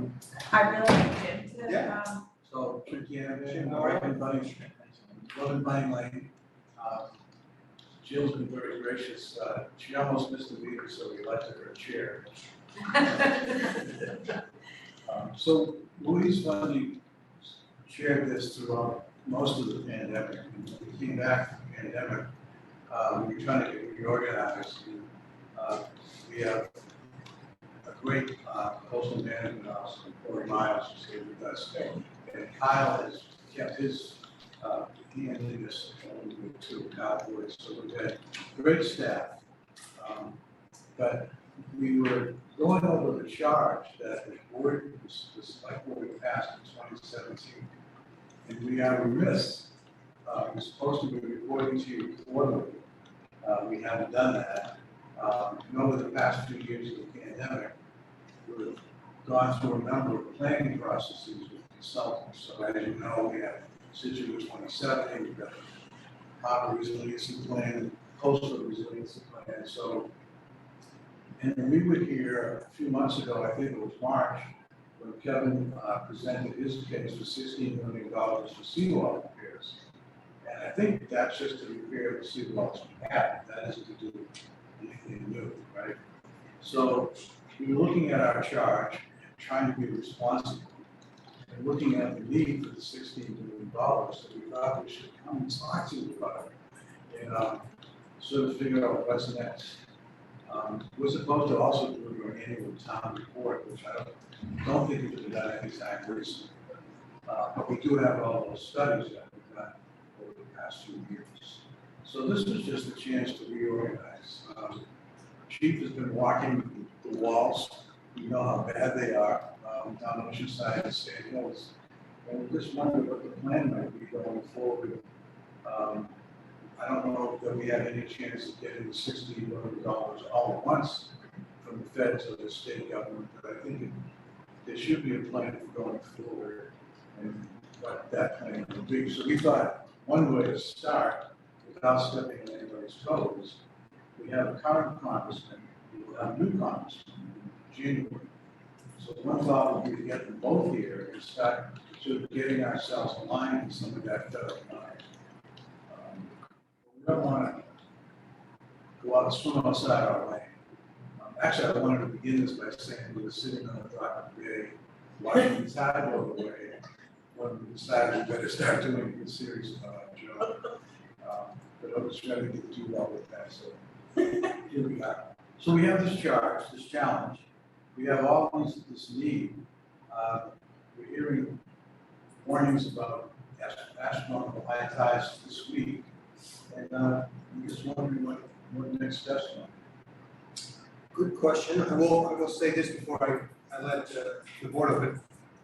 I am always impressed by the fact that everyone sitting up here and everyone working in this building, look for every single opportunity to ask anyone that works in the state or federal government for money. And many times, we get pieces, not enough, not $60 million to do big things. We get $1 million here, and we get $200,000 there, and, just tell me how she's working, adding things there and working with our local representatives. So, the plan is, we have a plan. We know what work has to be done, we just don't have a way to fund it right now. But I'll open up the board and Jim and Sean or anyone else that has a response there, but I just want to let everybody know that we look for sources of money, under every single stone, so. Yeah, and let us be clear, we weren't accusing anybody. No. Of that, because not doing their job, we just wanted to be sure we were doing our job. Yeah, I think, you mentioned in your letter to get the representatives here and show them, and unfortunately, the times when they come are usually when there's a storm and there's a breach, and, we walk around and we point at things, and then they go back and we hope they, write a line in a piece of legislation to give us some ones. Karen, you wanna? No,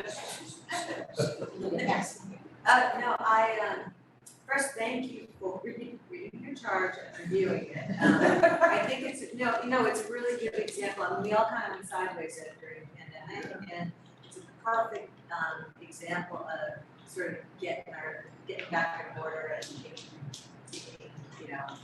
focus back on our work. So great, that is, and importantly, the hardest part about that is trying to find time on the agenda. Sure. But it's an important conversation.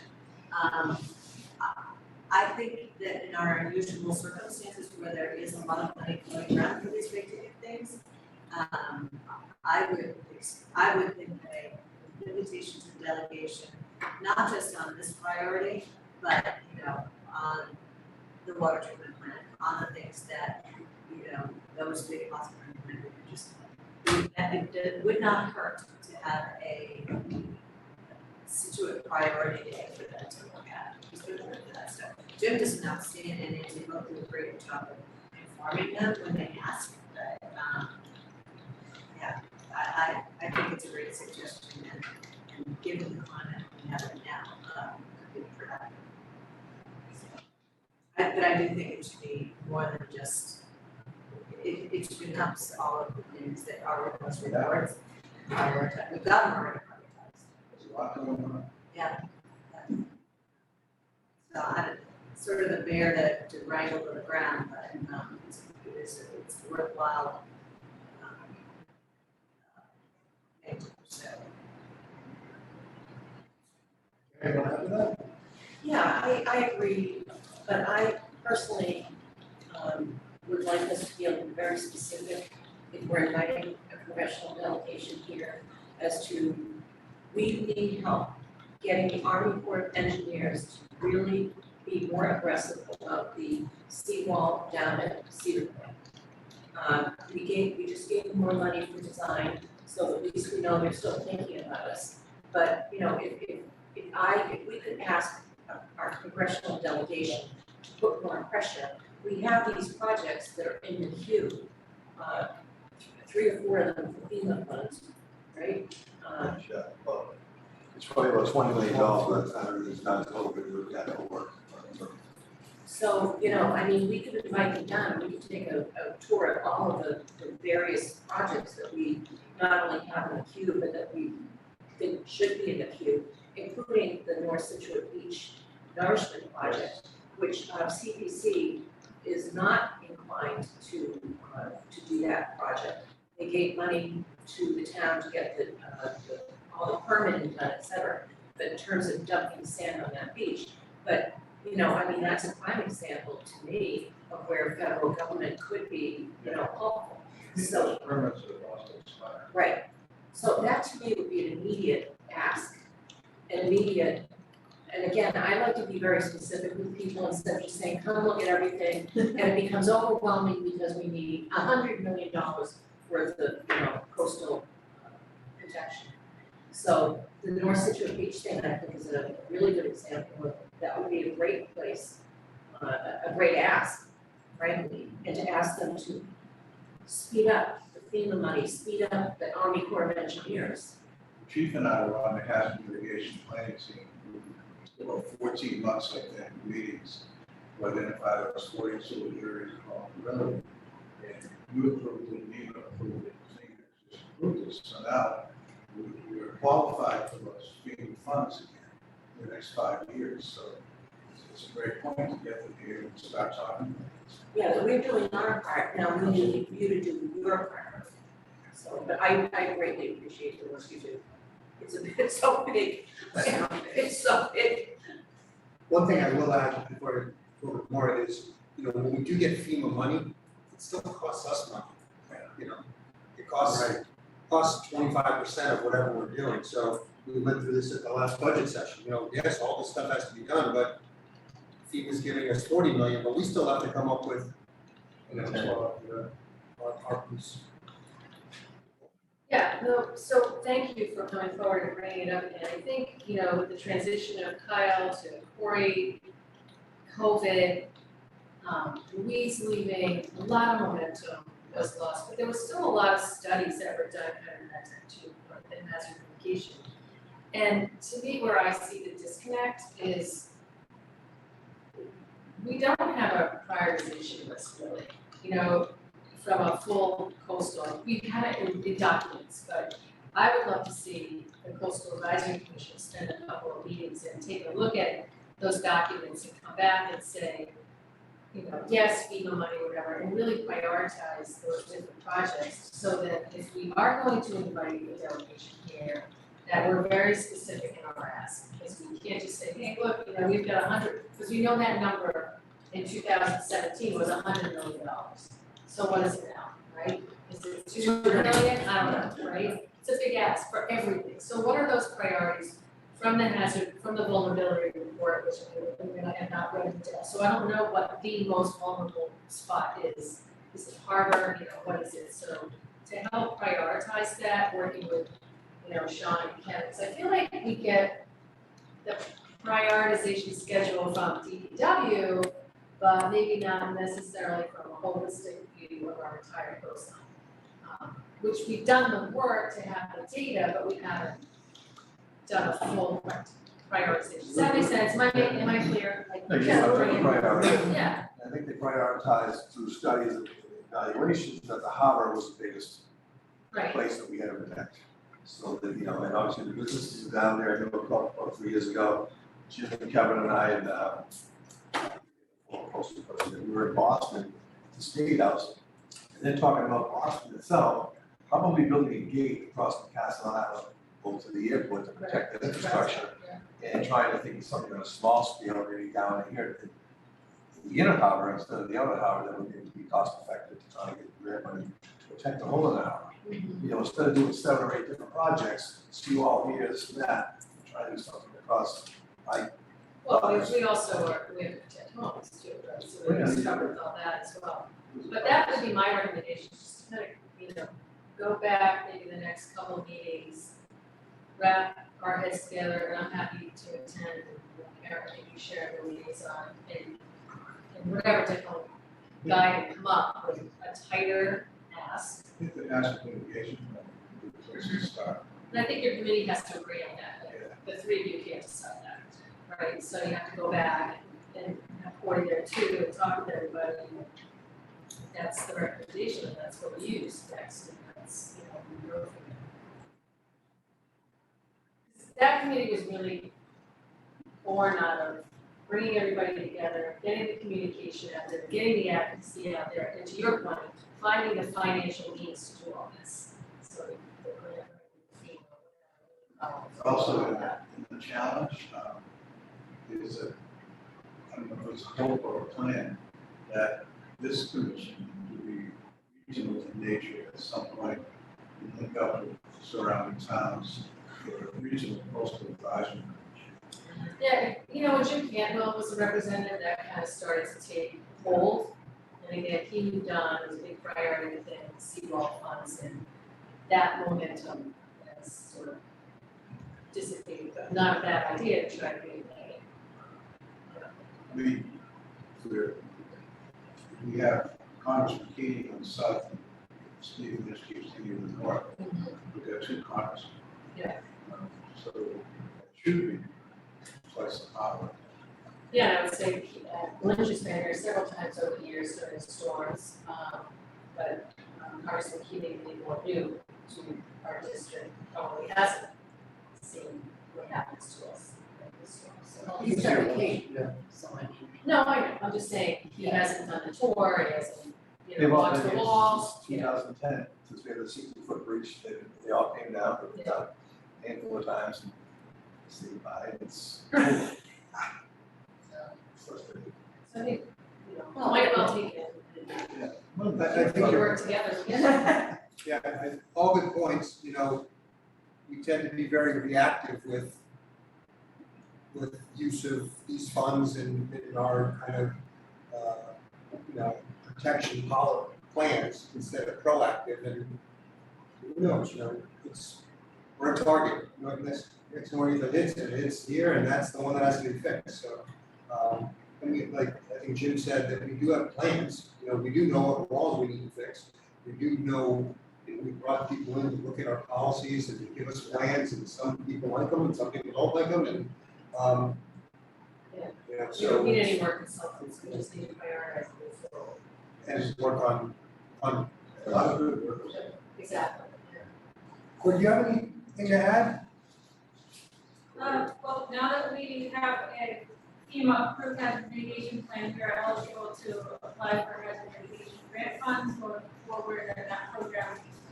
I think it's going to be released in October of this year, so we'll definitely be seeing progress.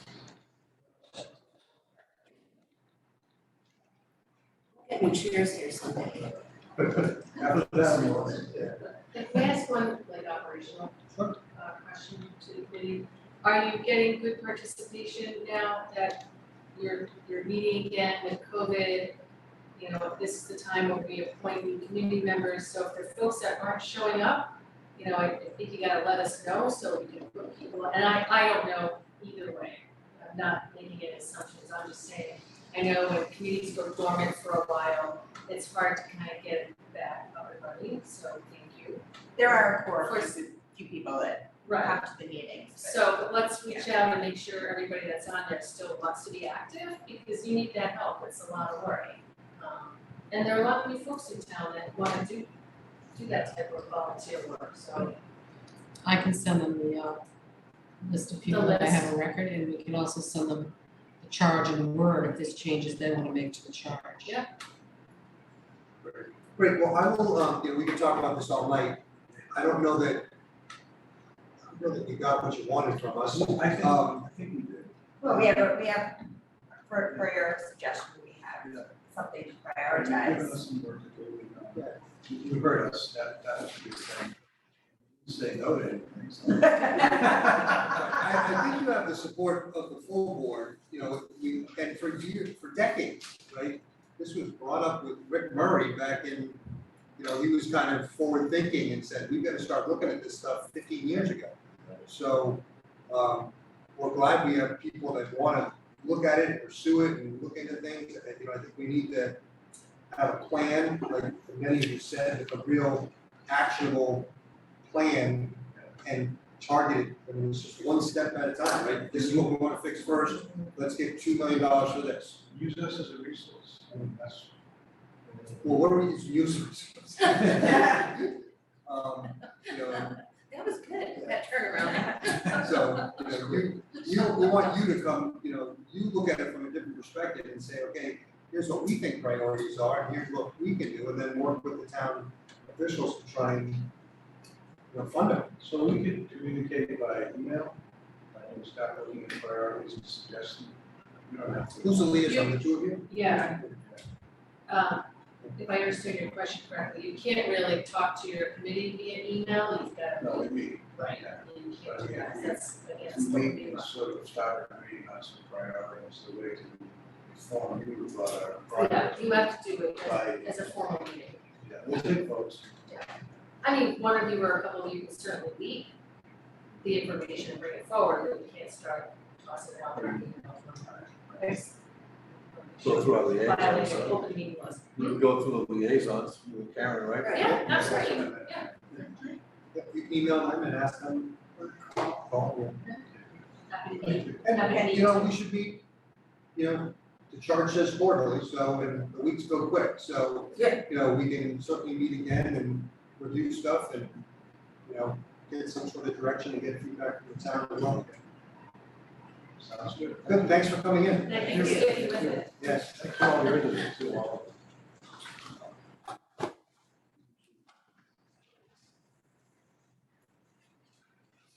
And the next topic of discussion is the transfer station rate. That's your, this is one point of your agenda.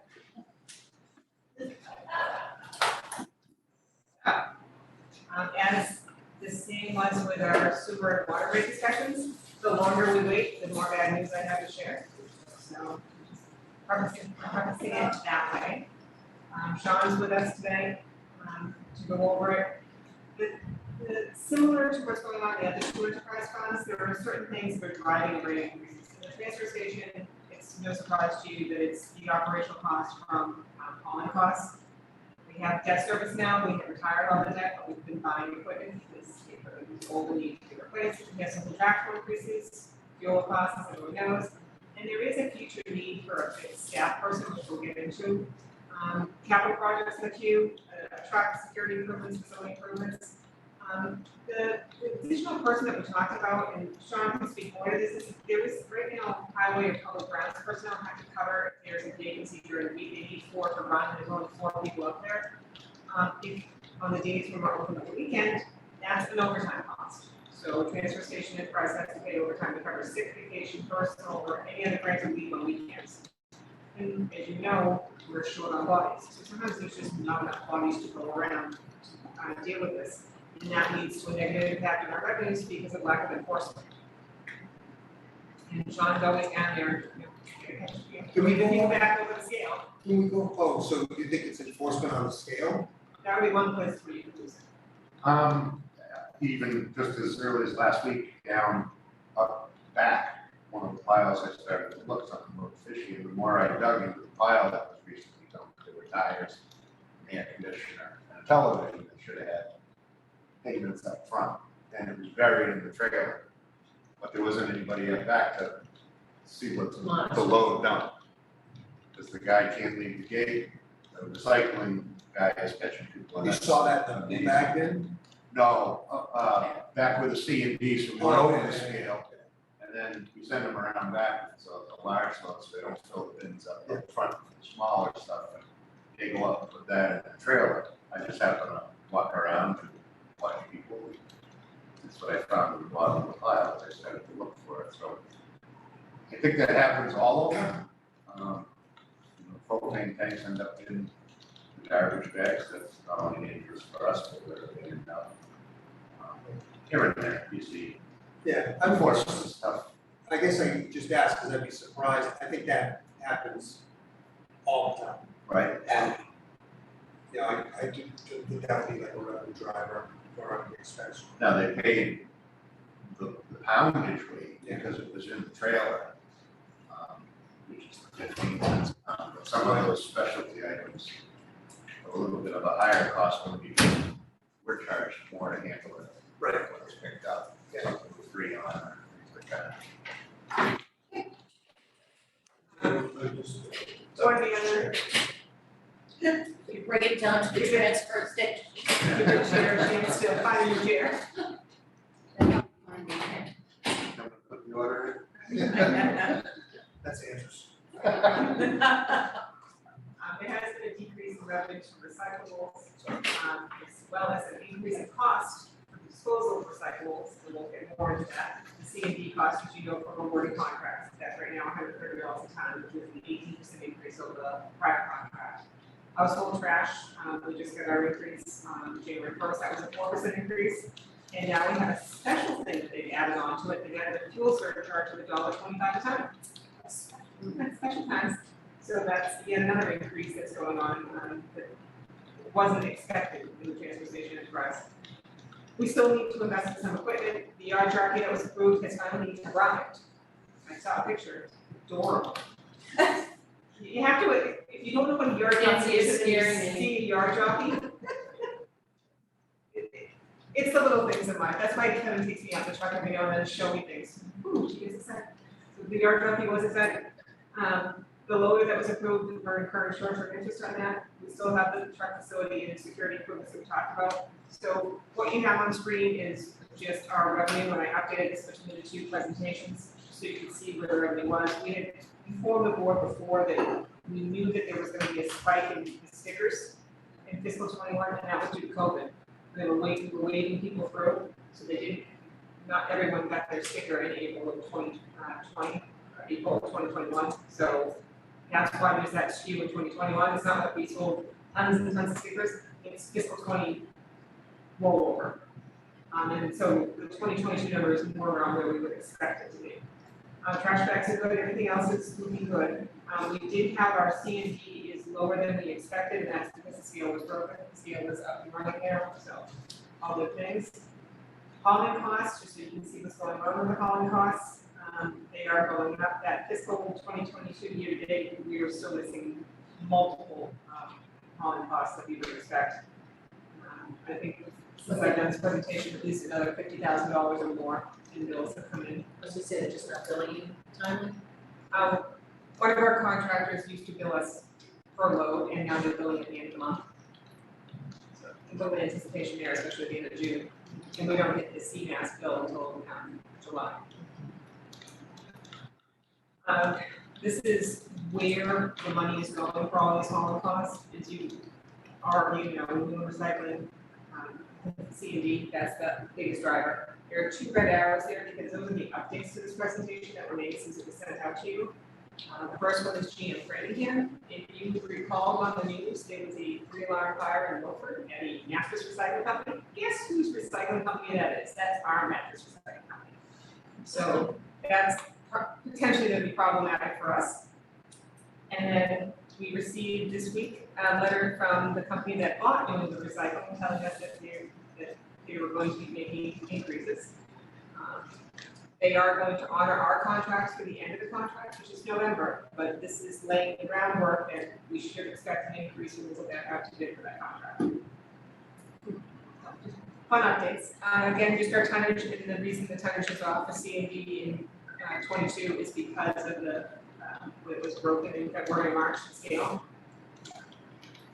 What's going on in the local towns around us? We've seen something interesting, that there's an increase in sticker fees. So that's one of the things we want to talk to you about tonight. Scituate right now is at $90 for a regular residential sticker fee. Duxbury is at $105, Cohasset is $75, and Hingham is the first one is free, and anything additional is $25. Kingston is $200. Marshfield is $20, but there's a $340 annual fee that's on your water and sewer bill, and then Lowell is $10. So it's all over the place. Lowell also has curbside, so does Marshfield. That's why they're in red. So at our last great discussion, you increased some of the fees that Sean highlighted to match the disposal costs. So our mattresses, right, for the CRTs, the other items, they're all similar among the towns. Right now, our C&D rate has, when we raised it, we were towards the top. Now we're second lowest, around we're at 300. Duxbury at 600, Cohasset at 400, it was at 320, Kingston 320, Marshfield at 150, I don't know how. You also have to buy a sticker, a commercial sticker to dump there. So these are just our sticker sales. We want to give you a feel for where they were going. Like we said, it's on track. I also gave you on this slide what the current sticker costs are. So a single is at $90. If you buy a second one for a second vehicle, it's $25. If you lose it, it's $10 replacement. And a senior sticker is $55. So what's going on with this enterprise fund that concerns us during this rate analysis review is that the fund continues to struggle to break even with the increases, because of the increases in bond costs, now electricity, contractual increases, fuel costs, the addition of the debt for equipment replacement. It's not generating enough revenue to fully support its capital needs from retained earnings, so we can't just say, okay, we want to buy a backhoe, we pay with retained earnings. So the debt service cost is being added back into our operational budget when we don't particularly want it. This particular enterprise fund was subsidized by the general fund when I first got here. The general fund was paying the debt for this transfer station, and when we retired that debt, the subsidy went away as well. So it wasn't always fully self-supporting. We're not recommending that it go back that way, we're just painting the full picture. There is an identified need for an additional full-time staff person sometime in the future. So that we just want to bring that to the board's attention. We're not saying this year, we're not saying definitely next year, but that is something we should look at based on what we're incurring for cost for coverage. And there's $430,000 in that capital plan moving forward. And some of that we may be able to do with retained earnings, but not all of it. So the recommendation we wanted to bring to you tonight for consideration was not to look at the C&D rate. We want to hold the C&D rate where it is because, as we mentioned, the C&D contract is likely to have to go back out to bid. And the writing on the wall right now is that that bid will not come to favorable. So we need to have something else in our arsenal to look at with rates if that should happen. What we do want to have the board consider looking at is an increase in the sticker rate, whether it be a $5 increase or a $10 increase to help address the revenue so that we have better self-supporting enterprise funds. Sorry. I thought there was one more slide there. So the $5 additional would bring in approximately $33,000 if you did it across all levels. $10 if you did it across all levels would be $67,970. So that's up for the board's discussion. Again, I gave it to you in 5 different types in case if you were amenable to some type of an increase, if you only wanted it to be for certain classes. What's the shortfall? There isn't a shortfall currently, it's just extremely tight. So you don't have any money to pay for additional debt service, you don't have any money to hire a person. But you're getting additional costs coming on. So what's the expected shortfall? I mean, If you wanted to hire, $30,000 is nothing, you can't hire someone. a $10 additional, you could probably start looking at adding an additional full-time person to the enterprise fund. But if you're looking at just dealing with what's on your capital plan, I would say a minimum of $5 increase would be what you want to do.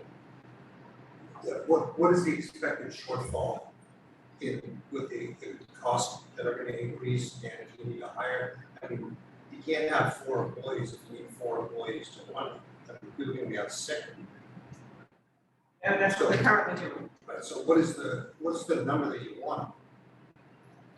I'll never ask for that time. Well, $30,000 is nothing. Well, the other thing is, we want to be mindful of the rates that they're currently at. And then we want to find feedback from the board, are you amenable to adding a fifth person at the transfer station? Do you see the logic in it? If you don't see the logic in it, then having that discussion about, putting rate structure in place that will support that is not reasonable. We do know we're going to have a C&D increase. We don't know for certain, but it's likely we'll have a C&D increase. I don't see anything else going down in the current environment because of the fuel and electricity costs. There might be some. So with all of the fuel, all the stuff that we know are going up with all the other enterprise funds, chemicals, labor, fuel, we're level funded with just the normal course? Do you think we're gonna be level funded this year? I think you're okay for fiscal 23, if nothing else changes. And if C&D goes up, then you come to us and we'll raise the C&D. Yes. So what you're looking for right now is operationally for this year. Well, for a sticker increase, this will not go into effect until they start selling stickers again next year in April, because we've already sold stickers. Yeah. I think the stickers don't really get too much money. There aren't that many places to, for revenue generation and transfer enterprise fund. It's gonna be bad, right? That's where the money comes from. That's getting close to, if not over, if you take a typical 15 gallon bag, we're getting close to 6 cents is what we're paying now a pound for the bag holds. The 30 gallon bag, if you go with the extreme of 15 pounds, you're over the $2 that you pay for the bag. So that 111, I think, is this year's rate at cement. Okay. 111 a ton. Turns into 6 cents a ton. So what you're saying, we pay more for the bag than it costs us to throw it away? I think it's the other way around. Yeah, if you look at 30 gallon, right, the 30 gallon trash bags, yeah, they say they hold between 30 and 40 pounds. I think it's 60. Right, so you paid $2 for the bag, but it cost me $2.80 to throw it out. Yeah, so that's my point is, the cost of the bag is Not not matching. covering the match. That's right, yeah, now that with the new 111 this year. And I could pull some people's bags too, before they throw them out. That's just an average of what they say they'll pull for you. When was the last time that we raised the sticker prices? We raised the sticker prices 2-3 years ago. What were they, 85? So- We kind of bounce back. Yeah. to the bags. So it's really the discussion to find, to your point, monies to support bringing on an additional person, because if we're not gonna raise sticker prices till next year, what's the benefit of instituting it now? Do you have to get the stickers, You would know it for the budget order, all process. that kind of stuff? You'd also know it for the budget process. How does bags work? So like everything that's already out there has to sell at that price?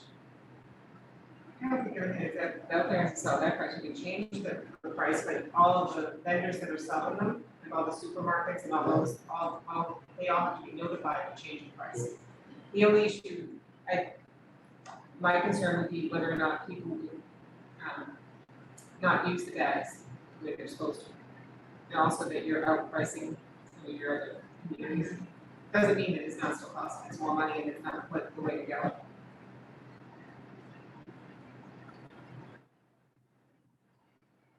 We just have to do an outreach program to the vendors so that they understand that they're not $2 and $10 a sleeve.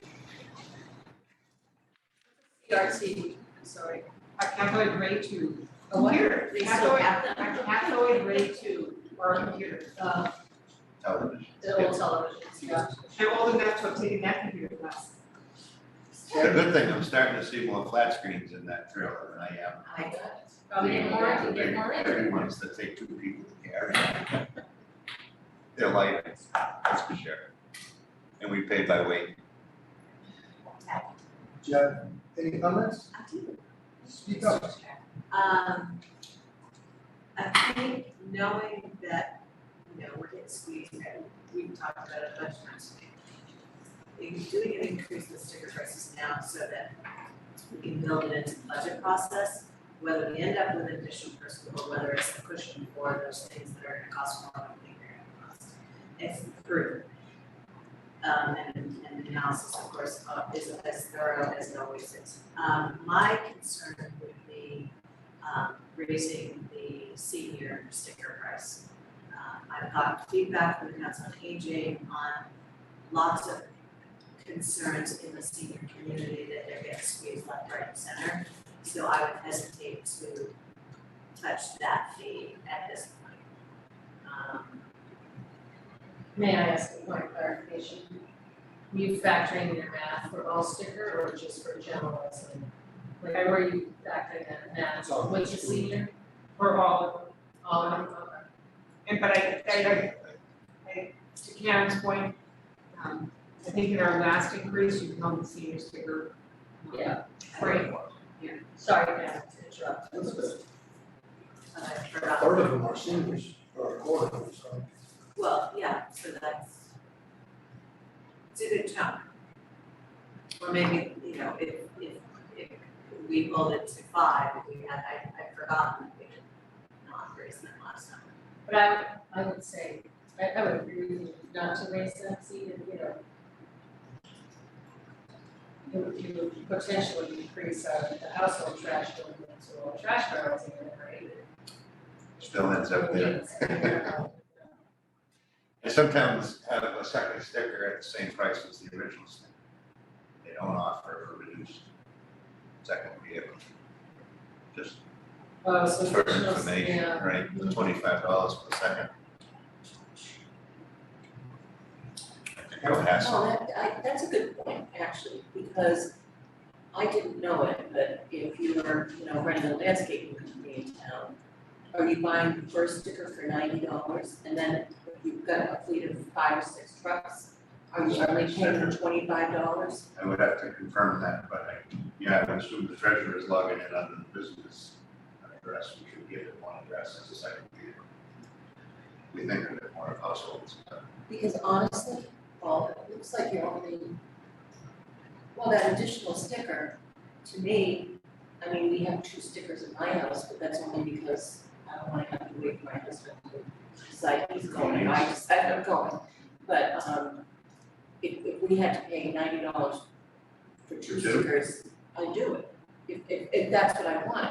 But I'm just thinking of, if you've got, like I said, landscapers or whoever else, contractors who are bringing in a sticker, and that sticker, additional sticker also is for C&D to get in for C&D, or is C&D, do they get in no matter if they have a sticker or not? No, they need the sticker just to get in, So if you're from, but I'm gonna there's pick no on- difference. I'm gonna pick on Cohasset, because I like to pick on them. No, So if you had a contracting company in Cohasset, and they had 4 or 5 trucks, can they buy a Scituate sticker to them into the Scituate transfer station? we try to keep the people in town. We do have contractors that will call us and say, doing someone's roof or placing their deck, and we make them buy a sticker just to get in the gate. But we don't have different stickers, so we can't tell whether it's a second sticker or a first sticker. Like, to your point, 90 or 25, they're both blue this year, right? Do you think that's the point most? No, Maybe I'm there's- just, yeah. I'm asking the Yeah. question if, you know, obviously, if you're gonna charge if you're gonna increase from $25 for the additional sticker to 90, at some point, someone's gonna say, I'm not buying the additional sticker. So the question would be, how many stickers would we lose if we just got rid of the additional sticker price and just price them all the same? So I think we all agree that you would lose some, Right. you lose me. I think I have 3. So, you know, if you lose 1 out of every 3, You're that's pretty good. somewhat unusual circumstance, right? And Yeah, I'm but you paying don't it, lose 2. yeah, but Yeah, I'm, I think the majority, sorry, oh, I'm just the thinking if the majority of businesses people, are. I don't think that's the problem, because they need trucks, they need different things, it's a lot harder to, not bring in blue bags. So, I think most residents, it's a convenience thing. It's like, exactly your point, I'm on the car that we usually go to the dump, but if that's somebody's taken that I want the backup one, I'm not gonna pay for 2 stickers, it's really convenience for residents to have that option. So I would be hesitant to be too aggressive if we were to change that, because I think it's mostly impacting residents and not the outlier businesses that might be using it. I think there's more danger in finding people. You have to invest in marriage, yes, because they're only in one car. It still has to be cheaper than getting it picked up perhaps dramatically. Like if you throw 1 or 2 bags away a week, Yes. it's $90 a year, so it's $2 a week there, it's $6 a week. Okay, so do a little quick math while you're discussing. to say double the additional sticker to $50, that would raise $32,650. So if you either did a $5 additional or $10 additional, and I took this senior sticker out of the equation, that's where you would be going. Well, you're making the assumption that people are gonna buy as many additional ones if you double the price. Yes. I think for convenience, people will pay. And to, I don't know if they'll pay 50. I think they pay a nominal amount, but. And the other thing, we're making the assumption that all 1,400 seniors there can't afford another $10. I mean, there's Well, some, And Nancy did point out that it was frozen last time too, so they've had a level cost for quite a while. So given that, I didn't realize that, I mean, adding $5, I mean, maybe that goes up to 60. yeah. Is a gentle increase. I mean, the fact of the matter, it doesn't add up to much money. No matter what you do, you can't even hire somebody with the increases without the money. I think there's so much unknown in this next budget cycle, having a cushion is not a bad fiscally prudent thing to do.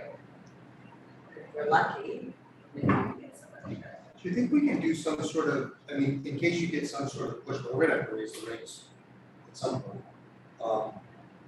Analysis that says, okay, because I imagine that all the people that are picking up trashes in people's houses now, their rates must be going up.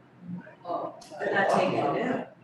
What? Some aren't even taking it in. Yeah. So the fuel costs and the stuff that they're dumping at the same place as us. So, Disposal would be like a branch rate for the private haulers. I mean, if it's, I don't even know how much it is, $500 a year or something, Right. Any idea? Yeah. but if we did some, None of us do. we do some comparative, look at that, then we could say, You could justify it a little bit better. Right. That's what it would. Oh, you're right, right, so we Delta's want us to, huge. you want us to, We can do that, come back to you with that It's your information. time. We have plenty of time.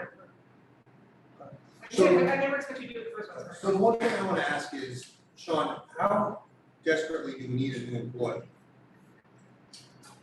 Very, I would say, for multiple reasons, not only the coverage, the policing, the maintenance that doesn't happen during a workday. They schedule it, okay, we're gonna stay 3 hours, the two of us tonight, and pull this out when nobody's around, and sweep this, and sweep that. That doesn't happen during the day. So there's 4 employees that run that whole thing? Yeah, from what I'm told, it opened at 6. That's crazy. 2,000. And I don't know where those two went. So Jim, what do you think in terms of? Don't go looking. Right, not the right place. Yeah, I think we definitely need one. How do we fund it? That rate's not gonna cut, really, it's a problem. No, You'd we're have not to gonna raise- get it till next year. You'd have to do the bags. I think you could do it with stickers, but it would have to be multiple levels, and maybe Karen's point, making that second sticker more than just $500. Right, but stickers are already bought, you're not gonna be able, I think Tony's point is, how do you get an employee in there before next April. April? I was thinking more about fiscal 24. Yeah, I mean, it's gonna be highly unemployed anyways, because we're just having a lot of time to find it. Great resignation. You just said it's desperate, you just said we need somebody. So. The only way to do that is to raise the bag price. Yeah, I mean, you're not gonna get enough to cover it, it's too bad for that to back number. We get $500,000 a year for the bags. And you're right, you have to raise it by Yeah, a lot. 25%. Let me just check real quick. The Delta was on the enterprise funds for fiscal 23 for transfer station revenue. I know that meant nothing to anyone but me, but Or C and D, I mean, you get, chatting to myself. you do get 400.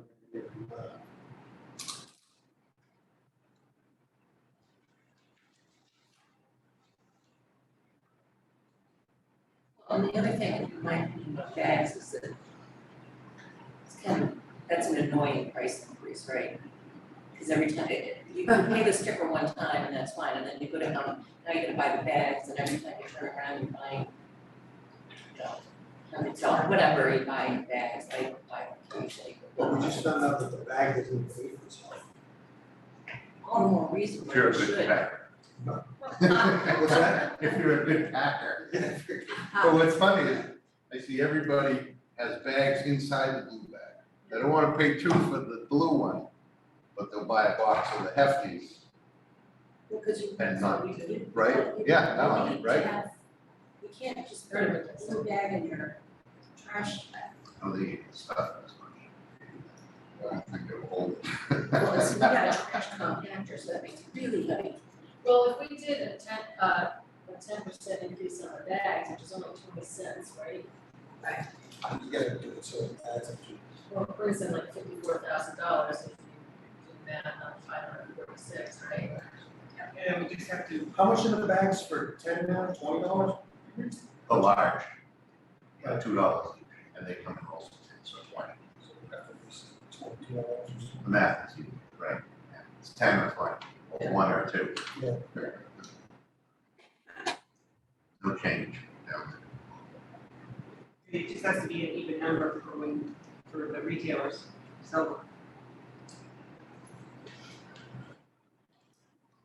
Most of them deal directly with the bag manufacturer.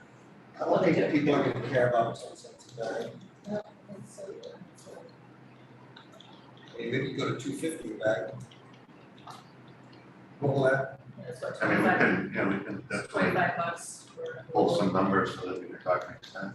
Yeah, Yeah, 25 would be some that. 25 and 13 or something.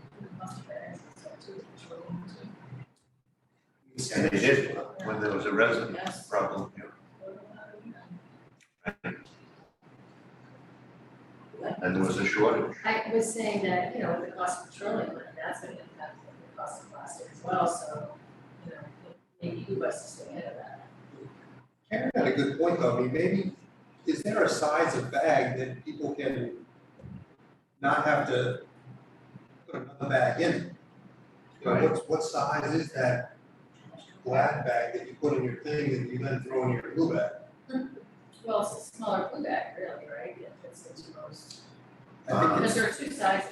I Like 15 and 30 gallon. I think the one that you put in your trash can is less. I don't know, maybe we can look at that, I mean, you could really save people money, because I do the same thing. You throw the 70-cent bag into the $2 bag. There's just one point about the bags I wanna mention, is the revenue's not all coming from directly to the town from the residents. Some of it's coming from the retailers to the bag manufacturer, then to us. We get a rebate. No, but I mean, it's not like Karen comes and buys a sleeve of, you go to Stop and Shop, you go to Shaw's and you buy it, then Shaw's has to pay us, but they don't pay us directly, they pay the bag manufacturer, we still get full price, but if they fall behind, and saying this from my years in Marshfield, we never knew when we were gonna get that money, sometimes it crossed fiscal years, and we're not talking small amounts, we're talking checks of $12,000, $20,000, $40,000, these bigger vendors. Whenever they got around to paying the bill, sometimes it was when they got cut off by the bag company. But can you explain that? So, Pavachon buys the bags from the manufacturer? Yeah. And then they sell them, They sell them at the price we set. And then they pay for the bags the same amount. and then the bag company pays us? We get the direct deposit, an ACH from that. It's not, there can be a timing issue there. So just something else to be mindful of. It's not arrangement, It is not arrangement. it's just sort of like a convenience, I think, that the stores are offering. All right, can you do some analysis on that and see, I mean, I think, You know we love analysis. and maybe we can look at what, you know, if we could explain to people, if we could tell people, look, if you wanna get it picked up, it's gonna cost you this a year. Yes. And this should only cost you this amount a year, and if we got bags that could actually stop people from having to put the white bag in the blue bag, then maybe that would, Talk to the members and see what else they're making. Unless those are the only two choices. But I did have to switch, last year for a small order because we were running out. Starting to get some, they don't fit in my trash barrel like the other ones, they're 2 inches short. Color, because the colors are a little different, so I'm trying to get rid of them. So I can get back, but that's why that's happening. all right, thanks for coming in. Thank you for your time. I'm switching agendas, so I just keep saying. Yes, you can- Thanks, Sean. We'll talk about the budget schedule. Run, Sean, get to leave. Thank you, Bob. Wanna know when your capital plan is on? All right. Anyone have a problem with the calendar that Elaine sent in? No, it's just a typo, it says on August 8, 2022 instead of 2023, but that's That's the future. just so, yeah. Yes. Not sure.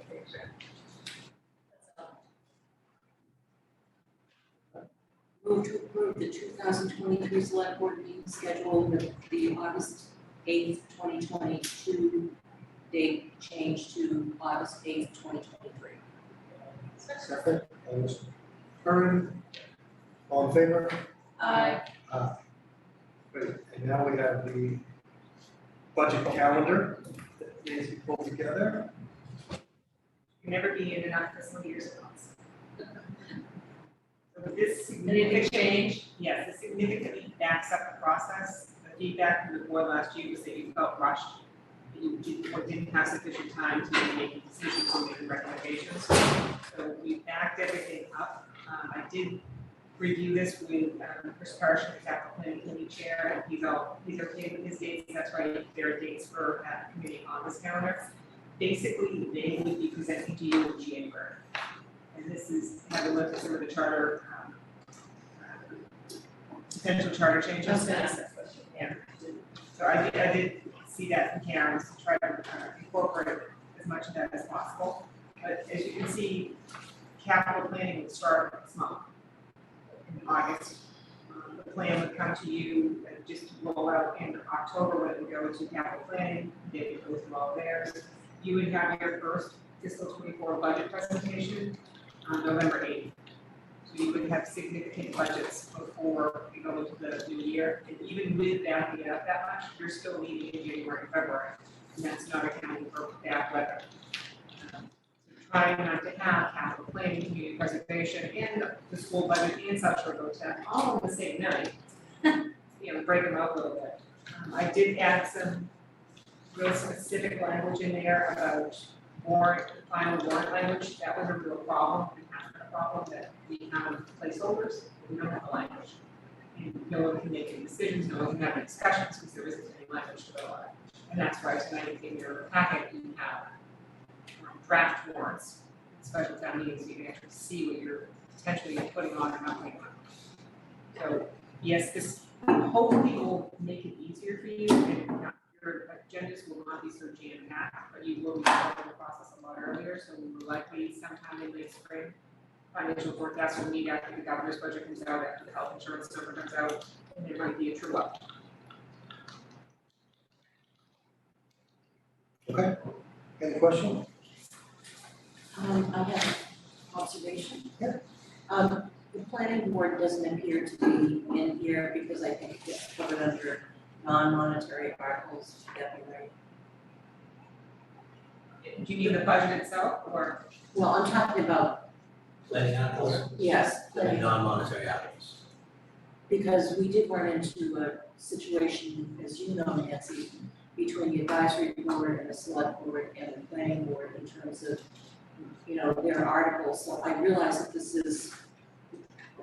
this may be, it's a budget calendar, but to the extent that it really is all leading up to town meeting, I'd like to suggest at least the board consider trying to slot in some dates if the planning board is planning on submitting articles for the town meeting. that we are in that loop earlier. And that, because that's where we ran into real trouble with the advisory committee. On the agenda, on the calendar as it is now, by January 10th, we have to have final warrant language. But trying to back everybody up, have your public hearing process, everything has to back up. Right. So we're having hearings on final documents, not having hearings on things that are still having hearings over here and over there. In 3 different places. I understand, but I mean, you were witness to the trouble. It was, But I think to her point, right, it's covered on her 110, making sure that the planning board has their warrant language by then as well, right? Well, yeah, I mean, I think I would like to see the planning board see that the That they zoning have deadlines, articles, I'm just trying to understand, so that they have a deadline like capital planning advisory committee, you want yes. columns as please. yes, yes.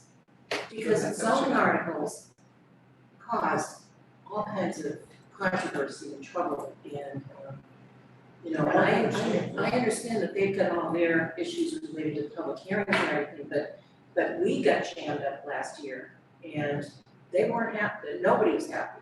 and I think one of the reasons having this before you in July is so that this can then be sent to departments and to the committees and said, okay, this is your schedule, these are the dates you have to hit. You have to be ready to appear now. You have to have your final language by now. So that gives them 5 to 6 months to, if they're bringing zoning forward, if they're bringing major projects forward, to start their hearing process. So to Karen's point, can you meet with planning and get them on Yeah. the schedule somewhere? Well, and I'm the liaison, so I will reiterate that. Those are hard. Those So are we don't really know really- anything about it, we need an explanation. Right, I'll find out from Karen what they're bringing forward to see if they, how much So- dedicated time they need. Do we make, to everyone's point, right, the 11E, is it, you know, departmental and any board non-monetary article? Do you add that in there, or is there another, I'm trying to go through, see if there's another placeholder for board articles, meeting planning board or. yeah. Well, let them interact with the planning and see what they think. Okay. Yeah, that's just the deadline for submission, you know. They're gonna advise us that they're gonna have articles, so we would know in November that, okay, we're gonna have a really chunky zoning session, so we need to have dedicated meetings just for those. And then we need them by February 20th. To your point, Karen, it was very apparent in this past cycle that we needed to make some changes. Yes. So do you need a motion or will you? Yes. Just to make it official, you're my back. Move to approve the FY 24 budget calendar as provided. Second. Ms. Conley, all in favor? Aye. Unanimous, 4-0. Can I suggest that we take a 5-minute break? You have one more vote on this. In order for Nancy to do the schedule, I had to do your select board schedule. We did it. We did. You voted They that? left your Sorry, I had to run up. We already changed one typo, there's What did you change? I'm sorry. the August calendar is 2022, not 2023. Okay, thank you. Yeah. We could thank this, what's your name? Conley. No, I just made the motion. Or? I know you More pointed out that I'm sorry, Marcus. I just pushed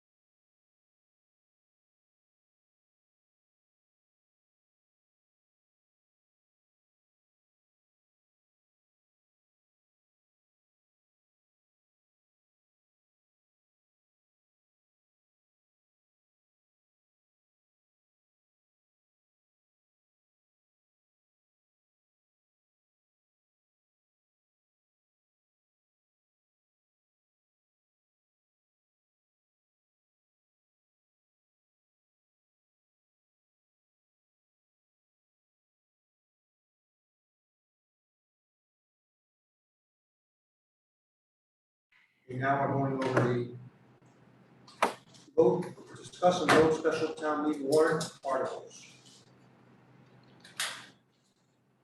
Do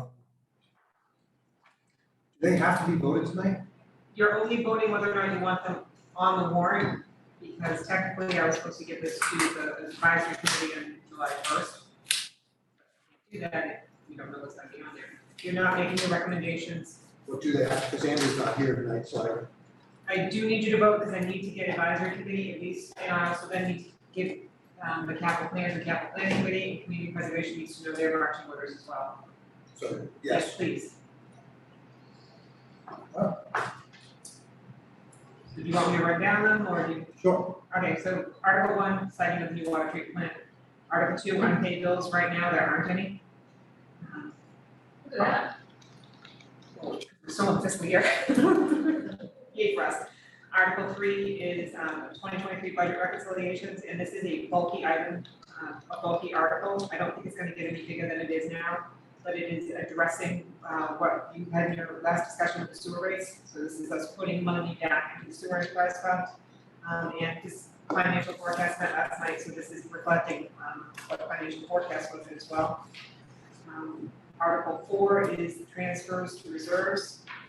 And the only transfer we have that, and I don't foresee any others, because we don't have a free cash or retained earnings number right now, is the Fed Reserve, and that came out of financial forecast. There is some additional funds that the school department would like to use some of those additional funds to go to the Fed Reserve.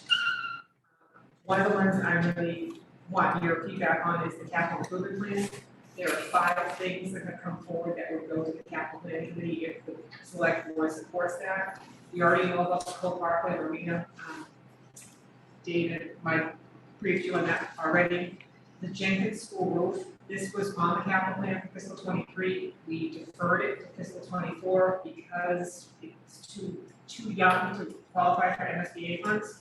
But there is a proposal right now that the school department has received that is being vetted. And the proposal is to put solar panels on 2 or more of the schools, and then the company will pay for the school roofs in full. So it's an interesting proposal. So in order for that to go forward, we would need to have the Jenkins School roof project approved so that we could actually do that. I don't know that it will go forward, but so that if it doesn't go forward, we still have the authorization, we're still not moving forward with replacing the roof till we get MSBA reimbursement. So it's just moving it forward in case this other opportunity actually turns out to be an opportunity we want to take advantage, that the schools department wants to take advantage of. Is it to provide electricity to all the schools? No, well, they would benefit from it, from an energy sharing agreement. But the issue that we have is between the solar array and the wind turbine, we were maxed out as the amount of energy we were creating and selling back to the grid, so much so that we have an agreement with South Shore Protect to buy some of our credits. Right. But now the wind turbine's not running as much, and we've opened several new facilities since the last time that was audited. So that's where it is in the process right now, is this company's been said, hey, go talk to National Grid and see if we have any capacity. If there's capacity, we can further these discussions, because it sounds like a great deal, and then we'll deal with procurement and all of that. But first we have to find out if we have capacity. So it's to be able to move down that path. If it's a path, it might be a reason to go down. So we're gonna IP it if they don't get the solar deal. It's up to you. I mean, How are you gonna pay for it? it would be this would be a borrowing article as it was originally.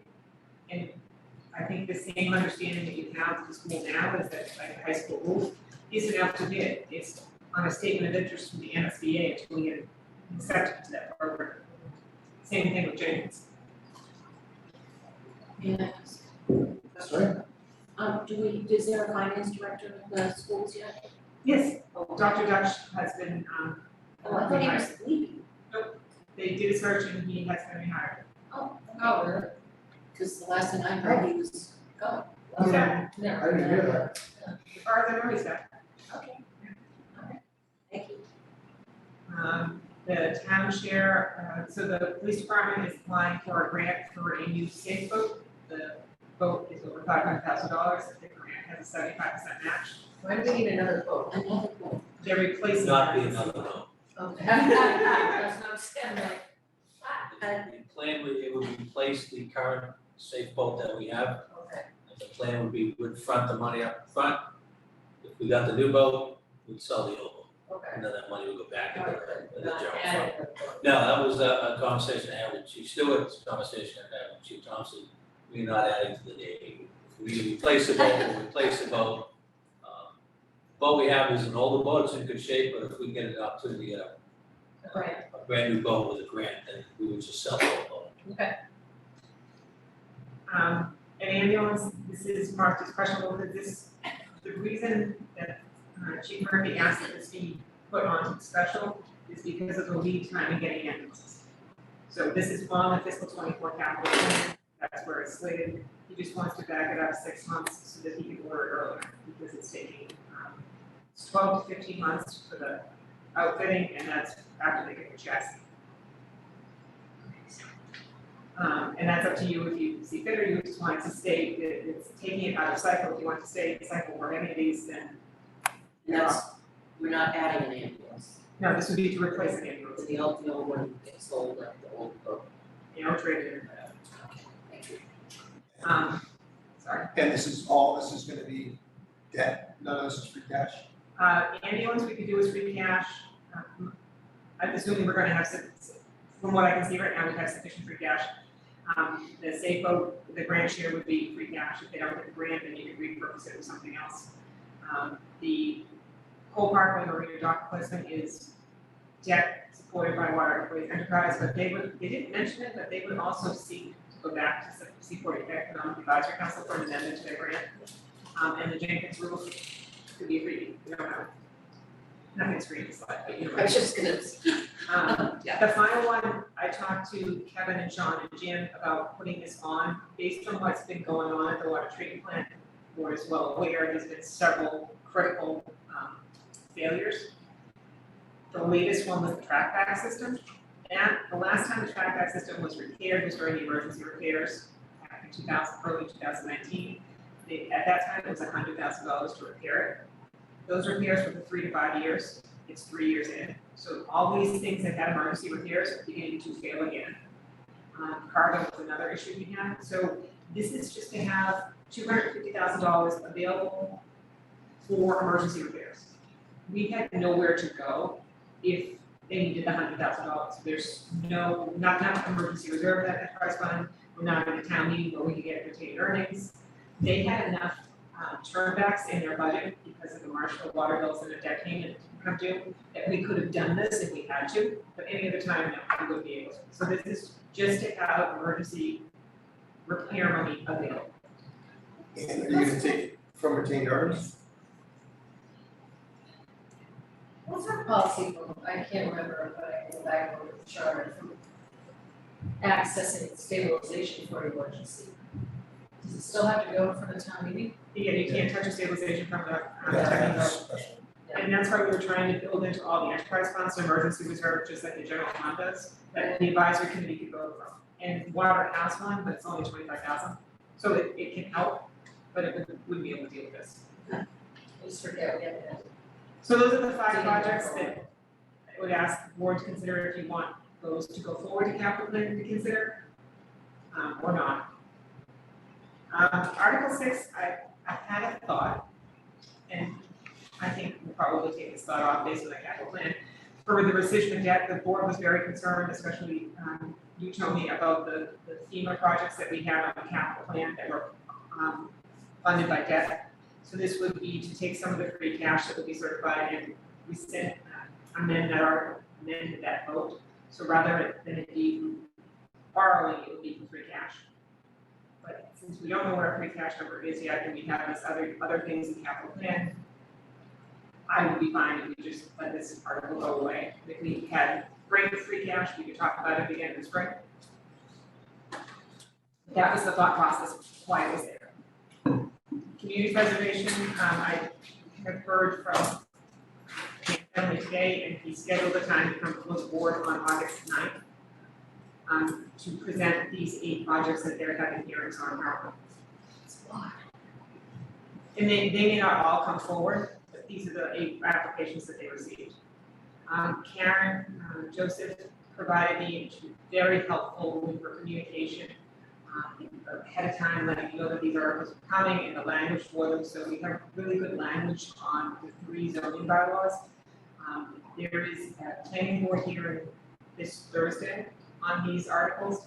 So again, they're trying to get it back in sync for all of us. And you'll find in the selected background information much more detail about them, but it was 3 different zoning bylaw changes. None of them are wild and crazy, they're smaller ones. And Article 11 is the charter review Can you recommendation. stop for 1 second? So, special town meeting is turning into annual town meeting number 2. And I thought we never put zoning bylaws on a special town meeting. And typically, we never put CPC until recently on a special town meeting either. So you gotta figure out what, I mean, special town meeting used to be, there's 3 articles that have to be done because of timeliness, not a possible 2-night affair of activity. And I definitely think that's something that's like, well, we need to communicate back to those committees and say, no, we don't want to see this moving forward as special, unless there's some type of an emergency event. Yeah, I Yeah, mean, I this- agree with you, I feel like it's just getting. and special town meeting doesn't get the turnout of annual town meeting, it's special interest type of event, and it's really only supposed to be for, you know, emergency type situations. I Absolutely. don't know, you guys, If I could just point out that the one benefit to at least the CPC situation is simply that we got to a point at CPC where we had like 15 articles. Yeah. And it almost got to the point where it's like, we should have a separate CPC meeting. So this way, it just enables them to smooth out their process and it just goes across a longer period of time. Right. And it makes it easier, frankly. So I just like to point out that that's one of the reasons why it happened. yeah. Yeah, and I get it, it makes annual town meeting shorter, but that's, But, you know, I will say on the other hand, there was a point during CPC early when I was involved with it, where we were doing presentations at town meeting. And now we just sort of simply do like the consent agenda, any questions, if you wanna hold something. So by that token, you could probably do 14 projects if you wanted to. I don't think it's gonna cut down the number of projects because well, CPC, the demand is out there. it used to be a 12-month committee, it used to be a 3 or 4 month committee, and Jammed 4 months. yeah, but you Jammed. only had the bandwidth to do, you couldn't put 20 things on there, because Oh, you yes. only, well, you Yeah. didn't, way back when, here's 5 or 6 things that we can do, these are the ones that are coming before you this year. Well, if you think you're gonna cut down on the number of applications, I would suggest that won't happen. But again, what I'm saying is that there did get to be a point where CPC was taking an hour at least to get done. And now it takes all of 15 minutes unless there's something really controversial. So I'm not trying to sway the board one way or the other, but I think we have to, I really thought that zoning wasn't, particularly zoning and planning weren't on special town meetings. it did used to be. Because I don't think everybody goes, and all of a sudden, Unfortunately, Ann's left, and I think she could probably give you the I know reason that. as to why they put these on the special. But well, we can talk about it and we can Yeah. remove them later, but if we don't want to, but I think we really have to look at what is special. And you know, it's not supposed to be a all-night affair. Article 12, this is one that you can strike for both reasons that you just spoke about. The senior food service revolving fund can only deal with senior food service, so some of these catered events, even if they're town catered events, like that aren't specifically senior related, there isn't really a mechanism to pay for them, to buy the food, to take in receipts, because the senior food service fund is specific to senior food service only. So if that's something you're considering, even for town events that aren't necessarily senior related, that they would cater, we need to change that, that revolving fund language. And again, it doesn't have to be in this one, it can be in the annual, but something to think about. Did you skip 11, the charter review? I'm sorry, I thought I said charter review. It's later in your agenda. Yeah, we're. Well, if you need us to approve the warrant tonight, then we have to say no to some of these articles tonight, correct? The ones you definitely don't wanna see, But you just need it for advisory. advisory and capital planning, community preservation. Well, we could, You can knock stuff off later if you Right. want. so, Oh, it's not understood, okay. I understood that we had to put forth, I understood we're not voting to approve or disapprove. But I understood tonight was to approve the warrant to put forth in front of everybody. So if we want to remove an article, shouldn't we do that tonight? I would ask you to do it tonight. Yeah. but only so that advisory doesn't look at it. Right, because we're not gonna put it forward. Yeah. So do you wanna shorten the night, I mean, revolving funds, that's not gonna take any time, but I don't know, do you wanna put a stick in the ground and start? Well, I was gonna say that, and something I was gonna bring up later is, one of the things coming out of charter review is that the committee's recommending strongly that we immediately repopulate the bylaw review committee. No, we've got people lined up, and we also have everything in the discussion, we talked about this in the first presentation, and then a whole lot of things we spent a lot of time talking about, and then concluded, yeah, this needs to be fixed, but not in the charter, it needs to be done in bylaws. So the committee will have an entire inventory of those things we already flagged. So I'm wondering if that can be part, if we, I don't know if it'll be ready by annual, but that, that could be put in the all things bylaw. I don't know. What, the revolving fund The one? revolving fund one.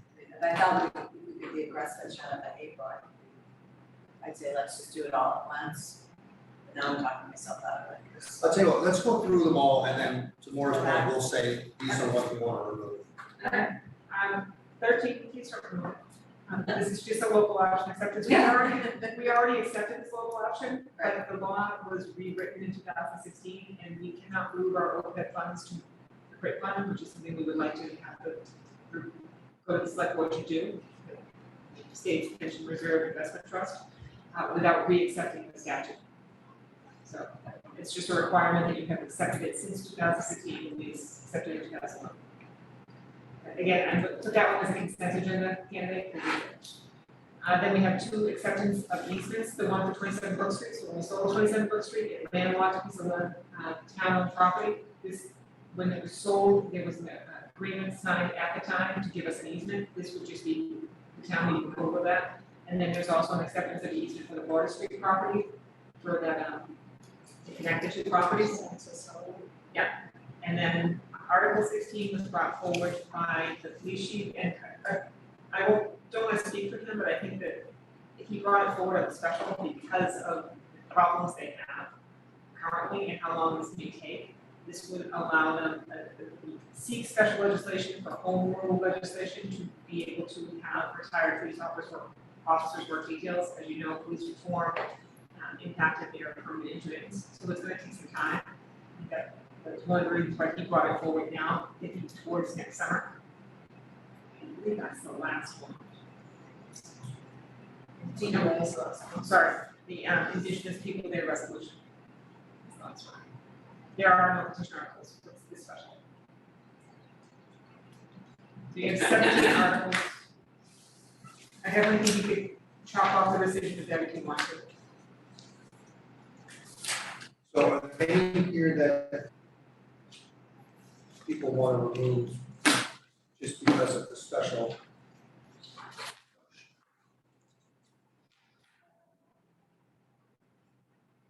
So I think we have to get clarification on the zoning ones.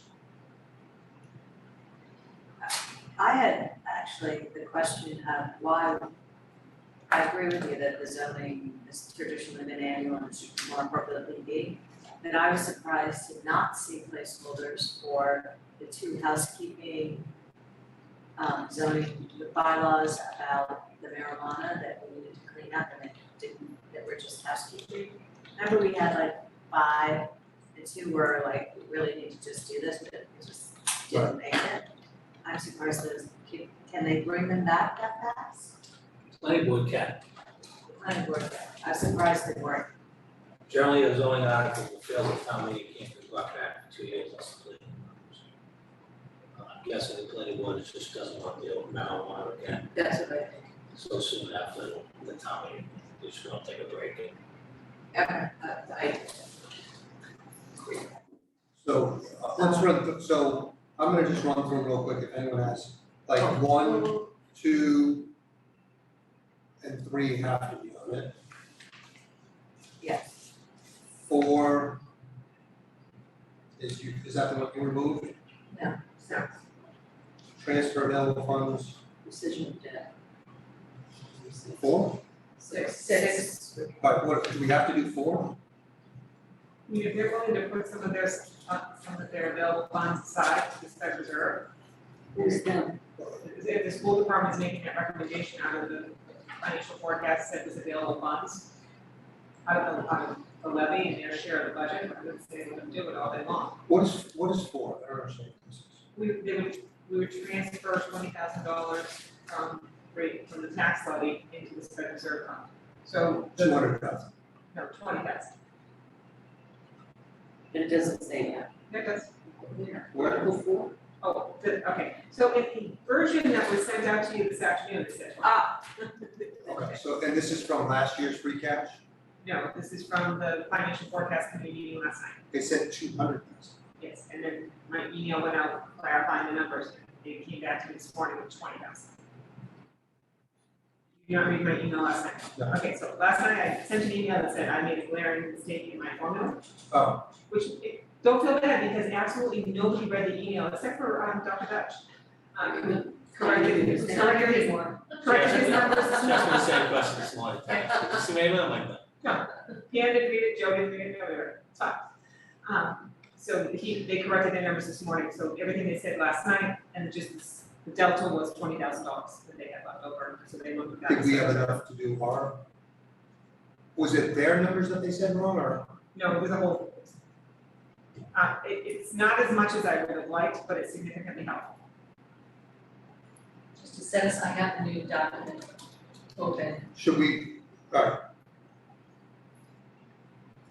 Okay, let's leave that on, but we may need another financial forecasting. We can talk about it. I think we'll be okay. Okay, so 4 we'll leave on, 5.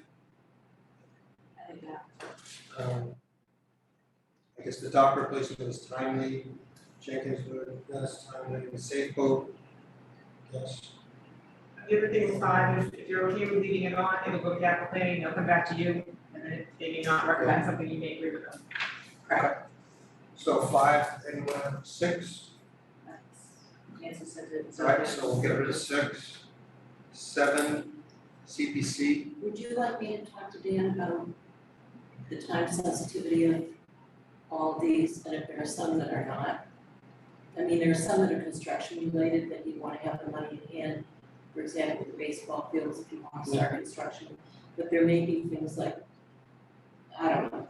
Yeah, I think we just have to figure out what, you know, what CPC is and what special town meeting is. Right. And, cause this is the whole, See, I would have thought that you would only bring a CPC article to a special town meeting if there was time sensitivity. I agree. And then other than that, you know, I'm sorry to say the Mully Maps or the historic preservation plan, but unless there's some compelling reason, you know, they have to go out and get construction bids and we have to do all that. so why don't you, So I'll talk. so we'll leave it on, I believe the Leave it on baseball then. one is time sensitive, Yes, but we'll, yeah, I'll Okay. talk to Dan. okay. 8. See, I don't even know what this zoning stuff is, Karen told me on 8 they were having a real problem with common driveways, and they wanted to address it, it was getting under control. yeah, and the problem with this is, you know, you only get 120 people at a special town meeting, and all of a sudden, you can't have a common driveway anymore. And then everybody starts screaming. Jim, any input on that? Yeah, they've had, several plans come forward for common driveways that are just kind of very problematic. The bylaw's not real clear, so whoever the developer is gets kind of a lot of wiggle room to interpret it themselves.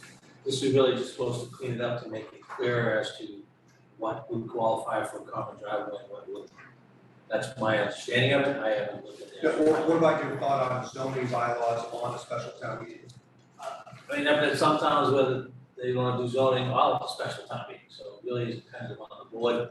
I think this particular one is timely because they are seeing quite a bit of these coming in now as land becomes harder and harder to develop. You know, these people that are trying to develop the property know what they're doing, they know what they can get and what they can't, so if the bylaw's not completely clear, it makes for some messy situations. What about 9, 10? 9, 10. Who's the liaison? Maybe we just leave them for now and have this discussion for. Oh, do we switch it? I don't do this one. For next special town meeting, just to be clear, because I feel that, they've probably done the work, looked at this and seen some things that they just, you know what I mean? I would say let's do the same thing we're doing with CPC. I think 8, if it's timely, it sounds like 8 is. But why don't you ask them about 9 and 10 and see if, I mean, 9, again, is one of those things that has just started coming up. Right. Whether it's something that has to be done right now or not, or it's just something they want to address, I couldn't tell you, but they're having a couple of projects that have come forward. And they're like, these whole penthouse things, just problematic. We have it. We don't, we've had some proposed. the penthouse and the affordable housing. And 9, Karen told me, it's actually just replaced one diagram with another diagram because it's just not clear. It's not clear. Well, Karen, if you don't mind talking to them if they have to stay there. 11. So this is one. Karen, what do you think about this again? Knowing that the attendance for a special town meeting. This sounds like to me that this would be an annual town meeting. It was annual, and the reason we pulled it off was because we knew that no one was gonna pay attention to it at the last one, and we were trying to skinny up the last agenda. Right. Does it have to be done now? No. Is it teed up, ready to go? Yes. And it was ready, before. So. What? I think we should, only because there's also a movement in town to change town government. I think they need to understand the process as well before they get too far down the road. Isn't there another group that is sort of advocating? Yeah, that is an interesting point. So one of the main thing about this is education, that, the first slide is, here's what we can't change, given the way we approach this. What we are doing is mostly cleanup stuff, and then substantively changing the calendar a little bit to be better accommodate proper review. And most people think, why didn't you, they wanna know why haven't you looked at the election issues and that stuff. So from an education standpoint, having that conversation now or in April doesn't matter, but it's important. There is somebody that is trying to form a commission, which is required, you need vote signatures and all of that. This committee is 15%. recommending that the board support creating a commission to look at those issues. So, do we want to dovetail on the efforts that are underway, or just do it in our own timetable? Yeah, I mean, again, my thought is solely based on this is a big picture topic. Big deal, right? And potentially controversial that shouldn't maybe be on a special town meeting. Well, I think the controversy will be a short conversation.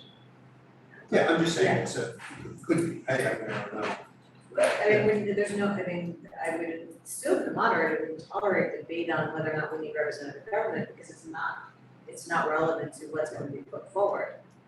So, you know, are people gonna worry about when we require the capital budget to be presented? No, people are gonna get into the weeds on that.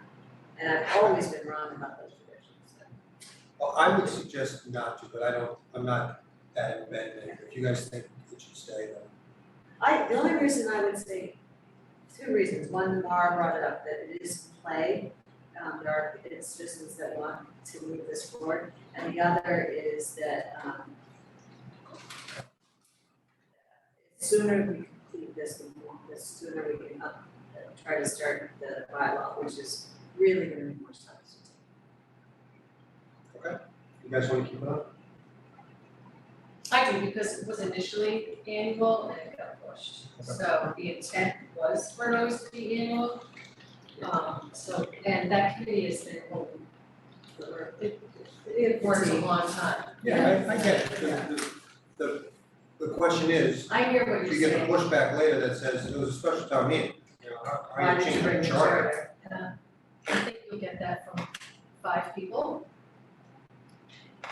But on the other hand, once they realize, and not to dismiss it, but the changes are their language mostly. Yeah. Oh, right, well, that's You know, exactly so- my point.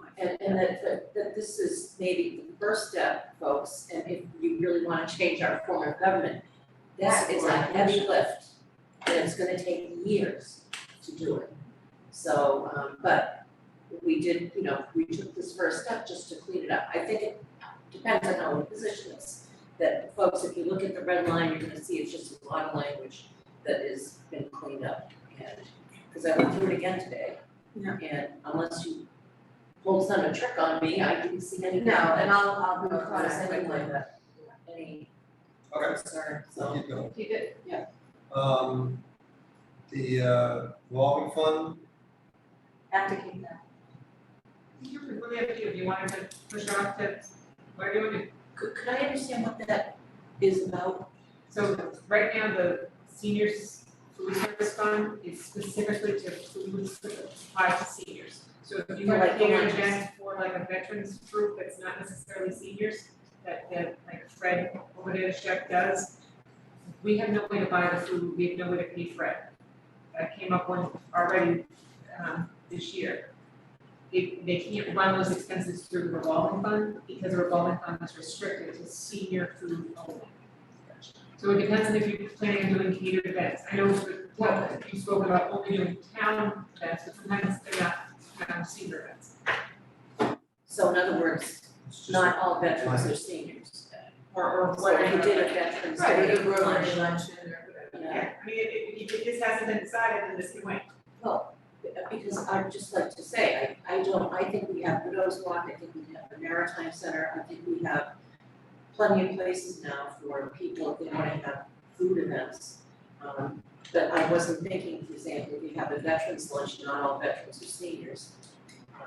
So, Like I said, the use policy doesn't seem to be there, so. you need some flexibility. I don't have to have it now.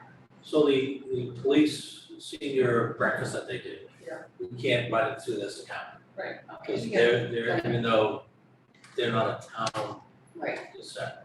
The veterans breakfast is not done by the town, it's done by the Veterans Association of the VFW, who came on that too. right. So just make sure that we can do the stuff that we've already done, run it through and pay it, this is time. Then this should be simple. OPEB, so that's timely, Finally, we can put up the consent agenda. the easements, Again, both consent agenda items, I don't see anyone objecting to either one. Discussion, I mean, we're getting them, we're not getting them. Right. police retirement, they said that was timely because they wanna. The last one is the Indigenous Day resolution. What's that? I said I would advocate to keep it, obviously.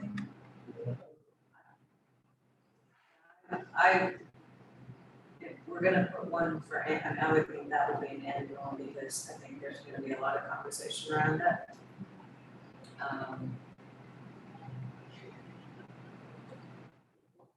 We need time, I think, it could be, it's something that needs to be sort of, people need to be educated. We could put it on in September, I don't have a good time, quite honestly. Well, I feel like if you put it on with this language, we'll never get out of it. I think if you make it a simple article, and then people can, get educated about it through other, for example, the advisory book. I mean, I think there's a way of doing this, but I do think it's gonna, create a certain amount of discussion.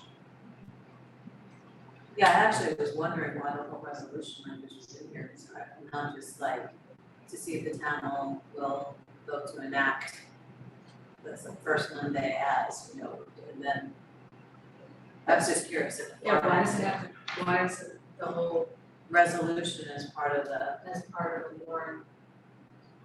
So what would you have in it instead?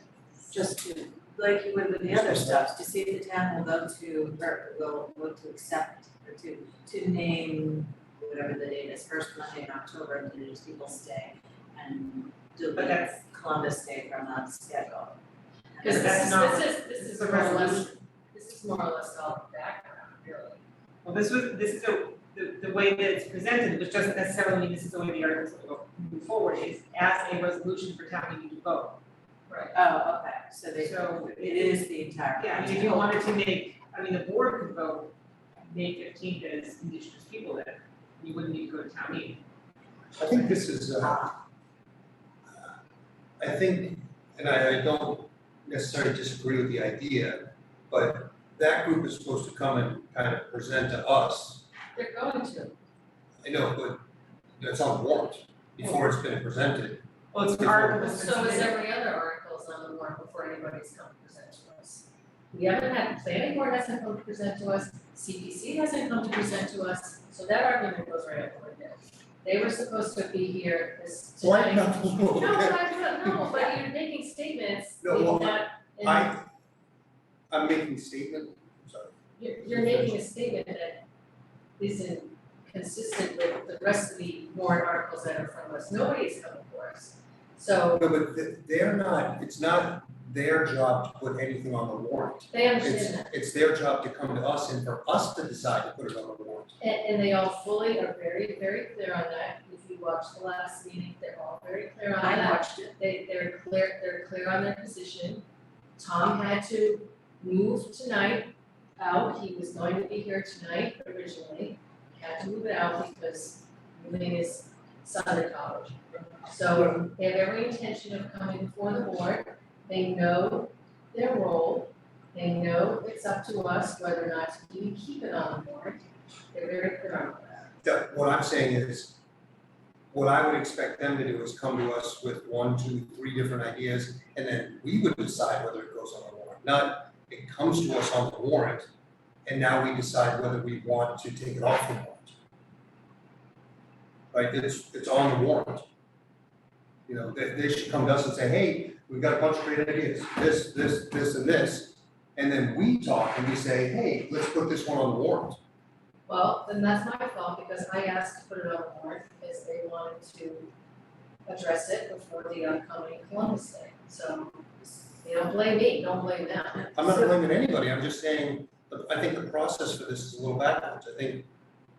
I think they come and they present stuff to us and we decide whether it goes before the town, not the other way around. Well, how's it any different than CPC? Well, the CPC is, they're an entity that they don't advise us, they're the ones that look at projects and evaluate them and put them in. And that's exactly what DBI is doing, they're looking at projects all through town to make changes with diversity, equity, and inclusion, and advising us. I see it as different, I see it as different. I don't. I think, what if the group of Coastal came before us and they were advising us on what we should do to seawalls? They would come to us, we'd talk about it, we'd say, okay, yes, we like this, let's put it on the warrant, not, hey, I put it on the warrant, and now you guys wanna take off the, buffer around the light post or something. All I mean, that's, Could I suggest that there's the planning board that is allowed to propose warrants, articles for the warrant. And it's their proposal. I think the difference here is this is sponsored by the select board, and therefore I see your point, is what I guess I'm saying. I did watch the meeting, and I think you were, I think they were clear on what their role is. And I think that they probably understand that, just like we didn't accept the statement that they originally drafted and asked for changes, when they went back and they did it, and all was fine. And my only problem with this as it's presented tonight is that I think it's way too long. And I think my question would be, instead of a resolution, are we simply asking the town to approve, or the select board is suggesting that we would name Columbus Day Indigenous People Day, and then it would be up to the advisory board and everyone else to weigh in on the pros and the cons and the merits. And I think that they would need to understand that their job would be to convince the advisory board, who would then either say yes or no, and then they would add their comments. But if it's really a simple bylaw change, then if we don't have to go through all this stuff at town meeting, I think they look at it as an educational opportunity, which I understand. And I was very appreciative of the detail that they supplied, but I think for a warrant article, it needs to be crystal clear, very simple, vote it up, vote it down. Well, may I ask? Yeah, I think that's exactly, if in reality, we don't need to go to town meeting to change Columbus to Indigenous. We could do that as a board, is that accurate? Or would you say if you wanted to declare it as Indigenous Day? If you wanted to declare, so. If you want to rename Columbus Day, that would be something that would just. Which is clearly not the intent of the recommendation, it's educational, and which I understand that why a resolution would be the language they would want to see. I have to go back and watch the meeting. But. So I think, they were asked for language, if they, in the sample and everything that they've seen across the state are resolutions, whether it's Portland or Cambridge or. They want the community to make this statement. Right, so if that's not the way in which this board wants to proceed, then, that's the board's prerogative, right?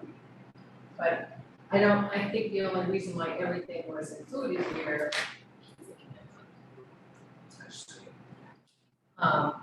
was because what they were told to do.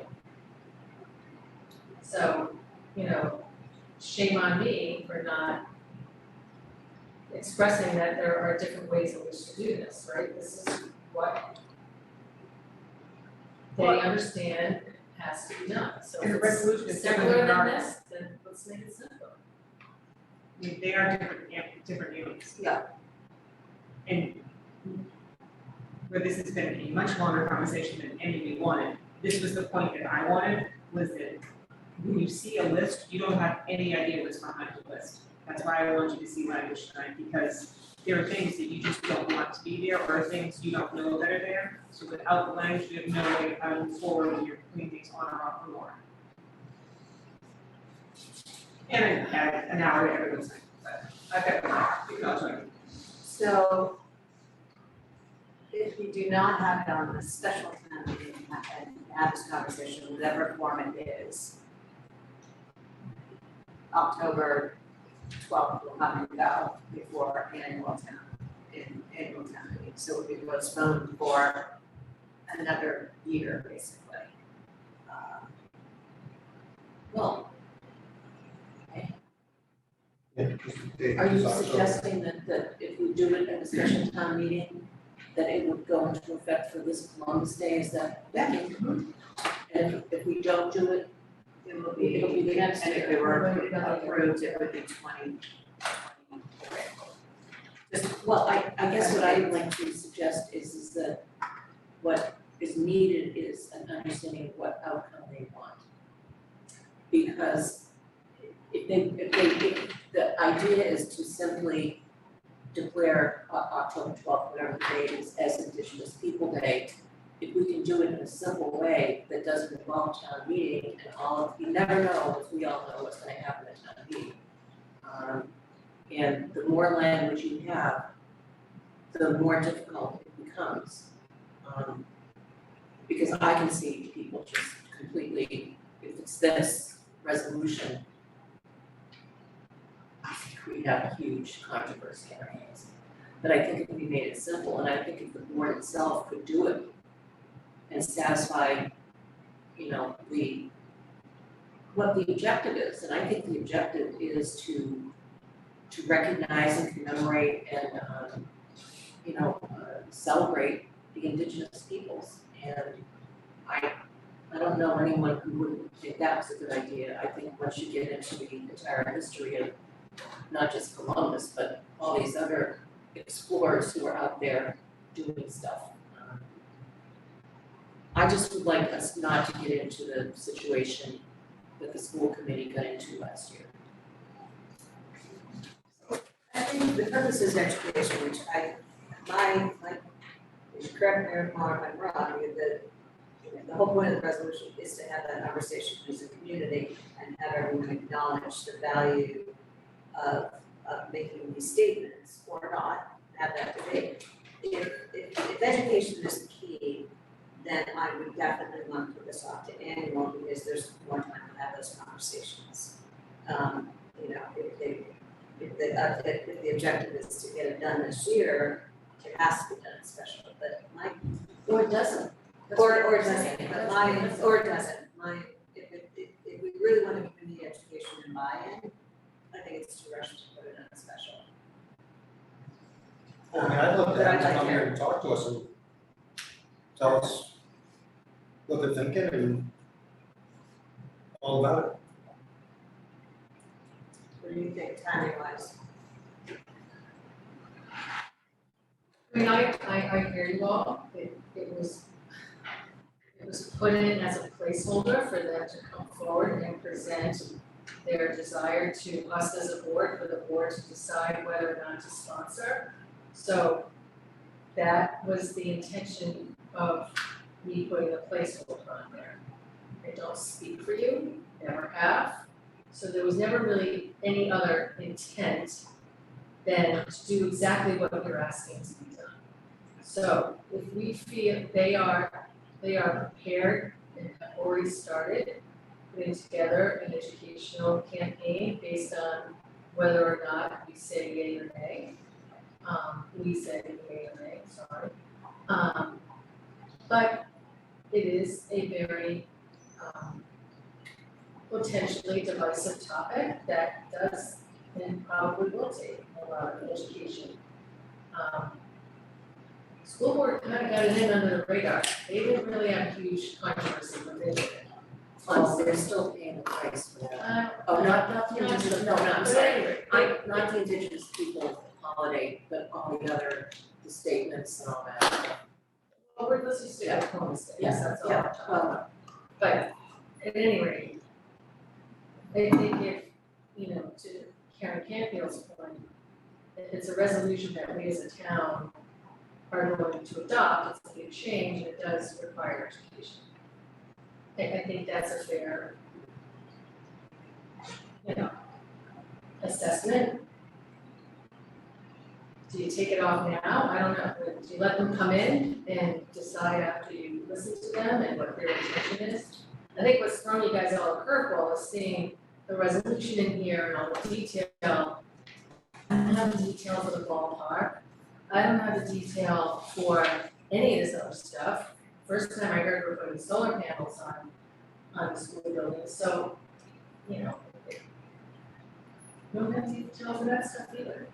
I think that's what's thrown everybody a little bit of a curveball, that's seeing those things. Something the board wants to further consider, that you leave it as a placeholder, we'll take the language out until the DEI comes forward. And then you can decide. I mean, I agree with everything that you're saying. You know, I agree that it's an educational process. I agree that it could be potentially controversial and have a lot of discussion going on. And, you know, I think that this is this says sponsored by the select board, but it's really not yet. Right? We haven't discussed it, we haven't talked about it, we haven't tried to figure out, should it be worded differently? Should it just be simpler? Should we just do a proclamation? So I would suggest not putting it on the warrant for this special town meeting and have them come in whenever they can, and let's start the educational process, let's start talking about it. Let's start seeing what the goal is, and is there another way to get there quicker? If we agree. I mean, the board adopts resolutions all the time, UN Day, so if this is not on the warrant, there's nothing to say that the board couldn't vote their own resolution in the fall for this year, saying the board resolves that the second Monday of May shall be known as Indigenous Peoples' Day for this year. And then take it something like, that's still an option to do that resolution. It'd just be from if you look at the text, it'd just be from now therefore be it resolved down, the board can adopt that. None of this really has any force because the state still says Columbus Day is the state holiday. All the school committee do is vote to change it on their school calendar, so it's a little bit different, but I think the board could adopt a resolution themselves saying, encourage all the people of Scituate to celebrate that day as Indigenous Peoples' Day. You can do it for, like, say we do I it for think you UN have Day. to, I think you have to listen to the committee. I think it's, So I don't think. Well, I think that only touches half of the point. that's right. Yes. The committee has to have an opportunity to come before us. So if it's too soon, and I think they're on for what, the 26th, right? Aren't they on, whatever our next one is? I think it's August, the first one in August. The first one in August I now? believe, off the top of my head, I can go look. I can pop, do you want me to pop out and look? Actually, I can make one right here for Sorry, 1 second. Well, what do you guys want to do with this? I think there's a lot of questions about content and format and how we present, like what it is the role is, like we need to have that sort of strategic conversation there with DEI. And I think we should withdraw this until the annual law, so we have time to do that properly, because I mean, looking at this, like, number 4 is basically town meeting, and is that a charter question? I don't know, it might be a charter August question. 9th. Because it directs them to read this statement maybe in the town meeting. I don't know if we have that authority because it's the moderator's discretion, unless it's in the charter. So I think there's a lot of this stuff that I think we need to just have a little more time to that is in addition to what they're trying to accomplish, which I want to hear directly from the committee. What was the date of the meeting? August 9th. August 9th. No, the date of the meeting where they voted on this. 21st of June, I think.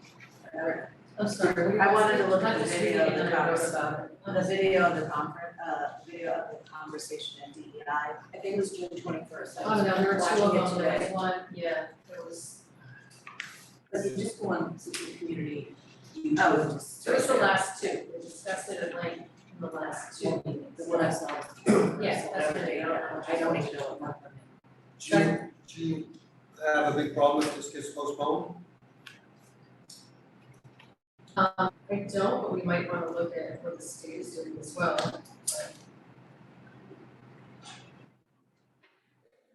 State's just reading something before the end of July. What, Aaron? Yeah, same.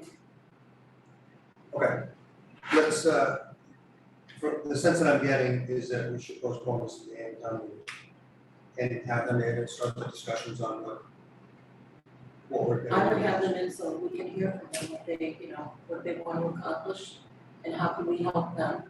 And not to be obstructionist, but to do it in the best possible way, so that, that we do it correctly. And I think it might take more time, but we have to make that decision tonight. We can't give them. If you want to leave it as a placeholder, you can. My only concern is thinking of your timeline. The town meeting is September 19th, the advisory committee still has to hear it. If you're not going to have your language and their presentation until August 9th, I don't think you're gonna make it. I think it's too fast, honestly. Right. So we're gonna postpone this to the end time. I support that. No, but I'm just. Keep it in place while they're.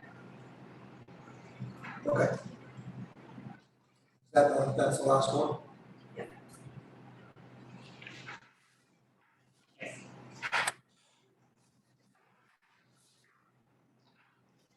Okay. The So next, just for the notes, the only one you're taking off is Article 6 and 17. and 17. Is that what you agree? And I think what I heard is that we need to kind of establish, and potentially some of the plant zoning and CPC. But we have to kind of evaluate what we want special town meeting to be and just set those guidelines out to all the committees that only timely and emergency type stuff should be on, if that's what we choose. Mr. Chair, point of clarification just for me. Can the DEI committee still come before us in August? Yeah. Oh, I think the sooner we start the discussion, right, with the goal to have. the better. And we'll get a sense of, like Karen said, what are we trying to do here? And is it easy or is it hard? We can do it easy. Okay. So the next topic, discussion and vote is the town administrator's contract. Well, we still have to make the motion to accept the articles in September. Move to include 15 articles in September 19, 2022 special town meetings as provided in the draft warrant, unless otherwise removed by requesting department, excluding originally proposed Article 6 and Article 17. Second. Any further discussion? Seeing none, all in favor? Aye. Opposed? 3-1. No, yeah, just so I'm consistent with my Yeah. position. We just vote each one individually. No, that's really okay. So I'm sorry. 3-1 in favor of the motion. One, yes. Okay. Now we're on discussion vote town administrator's contract. I am happy to announce that we've had discussions with the town administrator. There's 1 year left on his current contract, and we were able to renegotiate an extension of his contract, so it'll be, we're proposing a 3-year contract in front of us that will add 2 additional years to his contract, and he will be here through the year June of 2025. So thank you, Jim, for working with us and doing such a good job, and we're happy that we have locked you in for a couple more years. Any comments or questions from the board? The only thing is the backup does not complete on the terms.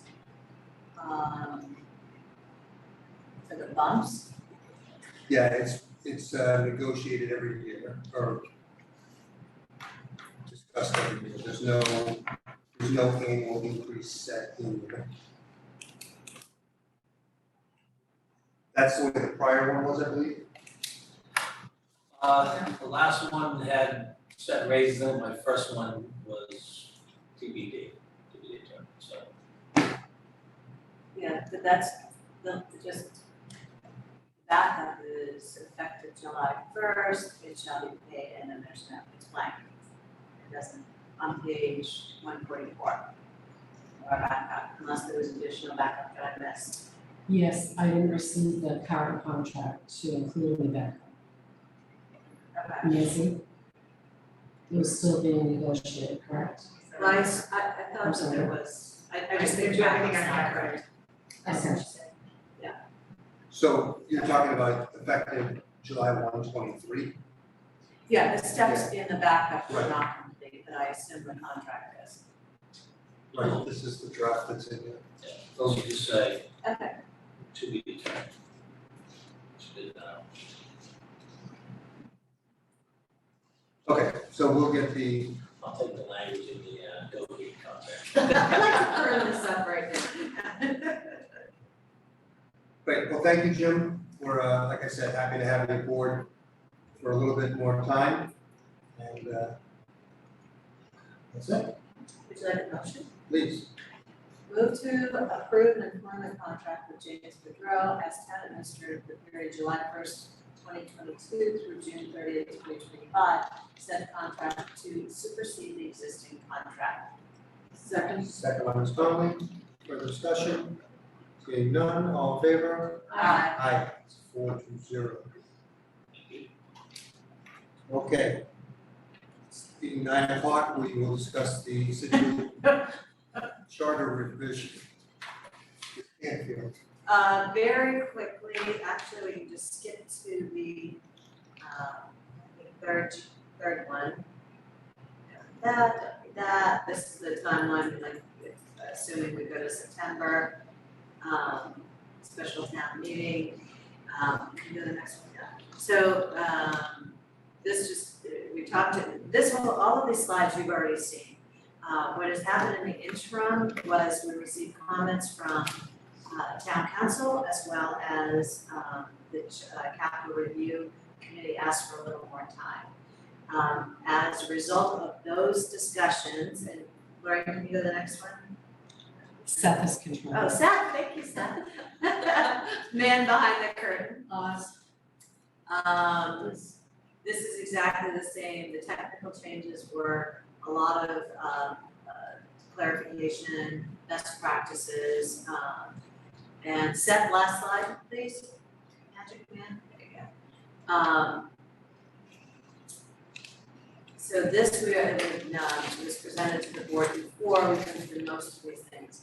What was cleaned up was the timing on the capital, which was reflected in the budget calendar that Nancy just brought forth. The capital planning committee felt very strongly that the prior calendar did, back them into a corner where they really were just rubber stamping and not having input, which was the intent of having a third-party capital review committee. So that was the only substantive thing.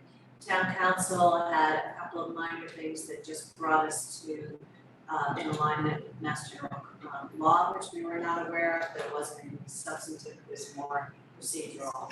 And probably the biggest thing I'll highlight that we did talk about that was in the last draft is clarification of the town administrator's role, also in the hiring and firing procedures. Because it just wasn't included in our contract, in our charter. I think everything else was presented to the board. And what we'd like to do is get the board to approve what we hope is the final red line version so that it can go to advisory for their review and we can put the information out for the town to review. We did keep it on this, didn't we? Great, any questions? I have a question. I don't think I was at the meeting that you reviewed it. You said we were able to go through this.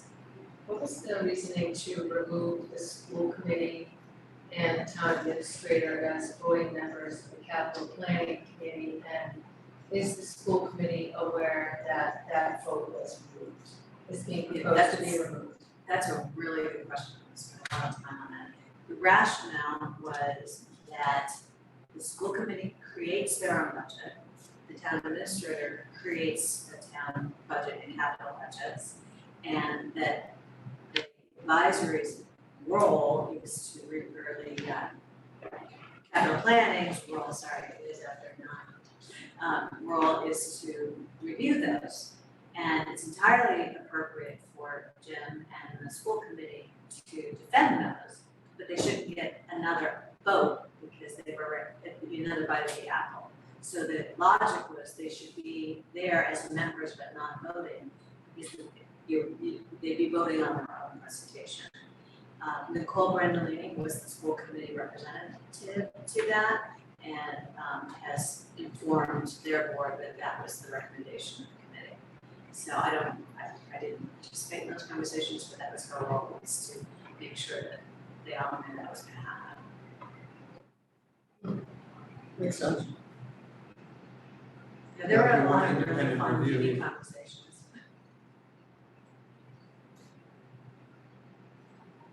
Any other questions? Any thoughts on that? Everything we did, and I understand the rationale, it makes sense. I think we have a very tough time getting people on the capital planning committees, you know, we've got probably one pretty strong, one, a couple now, but, you know, we have a tough time getting people to be on those committees, and a lot of the priorities are lost, and, you know, Jim and the school committee members, when we attended, should be there to be able to vote, and I get it, they're defending their decision, so obviously they're gonna vote for it, but I don't know, sometimes they help with the clarity and to understand that it was a really important project that needs to move forward, and just seeing the dynamics of that committee for too many years be tough. And I'm worried about moving some knowledgeable and educated reason behind some of those votes, but. Well, it's, one of the things we did at the. Jim, okay, you guys okay, Jim okay with it? Moving you as a board member? Yeah, I mean, it is kind of a conflict, I'm the one who gives them the plan, I'm voting on it, I know it should be all vote. My conversation was, me being a voting member means I'm kind of the town vote on the committee, so taking me off, there's no town vote on the committee, but there's still a school vote on the committee, that didn't seem fair, so you should do both, or replace me with another town employee. I'm still gonna be at most of the meetings, on Nancy, between the two of us, I'm gonna be at all the meetings, so we'll still be there to defend. And then at the end, if the capital committee does something that we would agree with, it still has to come back here, I have to give that to you, so. I still got another bite at the apple without being a voting member, so $6,500 on this one. And I do believe that, honestly, I've kind of looked at it too many times, and I'm pretty sure the final version would be one of the things that we are recommending, the committee's recommending, is adding more transparency on and process for how the moderator chooses, the committees the moderator chooses, like capital, that, you know, we have public interviews, we post the jobs, we do all that. Moderator isn't required to do that under our charter, and we've added that as, you know, to increase the pool, because people are aware that they can, you know, the process, they can raise their hand, and also to require public vetting on that. So, and hopefully that and combined with making that service more impactful might also attract people. So, yeah, great deal of time talking about those issues. Well, I just want to say thank you for sticking to it, you're a good policy wonk to take this on, so, thank you. Thanks, it would be the great chair for the bylaw. Did you start that? Who was the first person on it? You? Yeah, I was. And then I was on it, And then you were on it. Cole did it, and then, Then Karen took it over and ran with it. good job. Oh, thanks. All right, can I have a, vote on that, a motion? Do we actually have to? Yeah, you know what, can we do that when we do the whole warrant, or?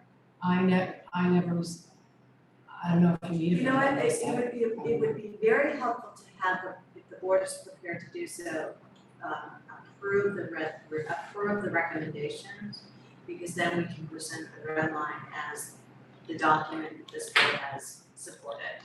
Because it really needs to get out there so people know what we're proposing. You make the motion? Move that the select board approve the charter review committee's recommendations to the town charter as presented in our backup. So moved. Second by Ms. Curran, further discussion? Seeing none, all in favor? Aye. Great. All right. Can I get some motions on these one-day wine and malt licenses? Move that the select board approve one-day wine and malt licenses to Superior Servers at the Scituate Maritime Center, 119 Edwin Foster Road, for a private event on August 13th, 2022, from 6:30 p.m. to 10:30 p.m. And additionally, approve a one-day wine and malt license to H. Cole Club at Mulaney's Harborside, 8 Allen Place, for a private event on July 14th, 2022, from 6:30 p.m. to 9:30 p.m.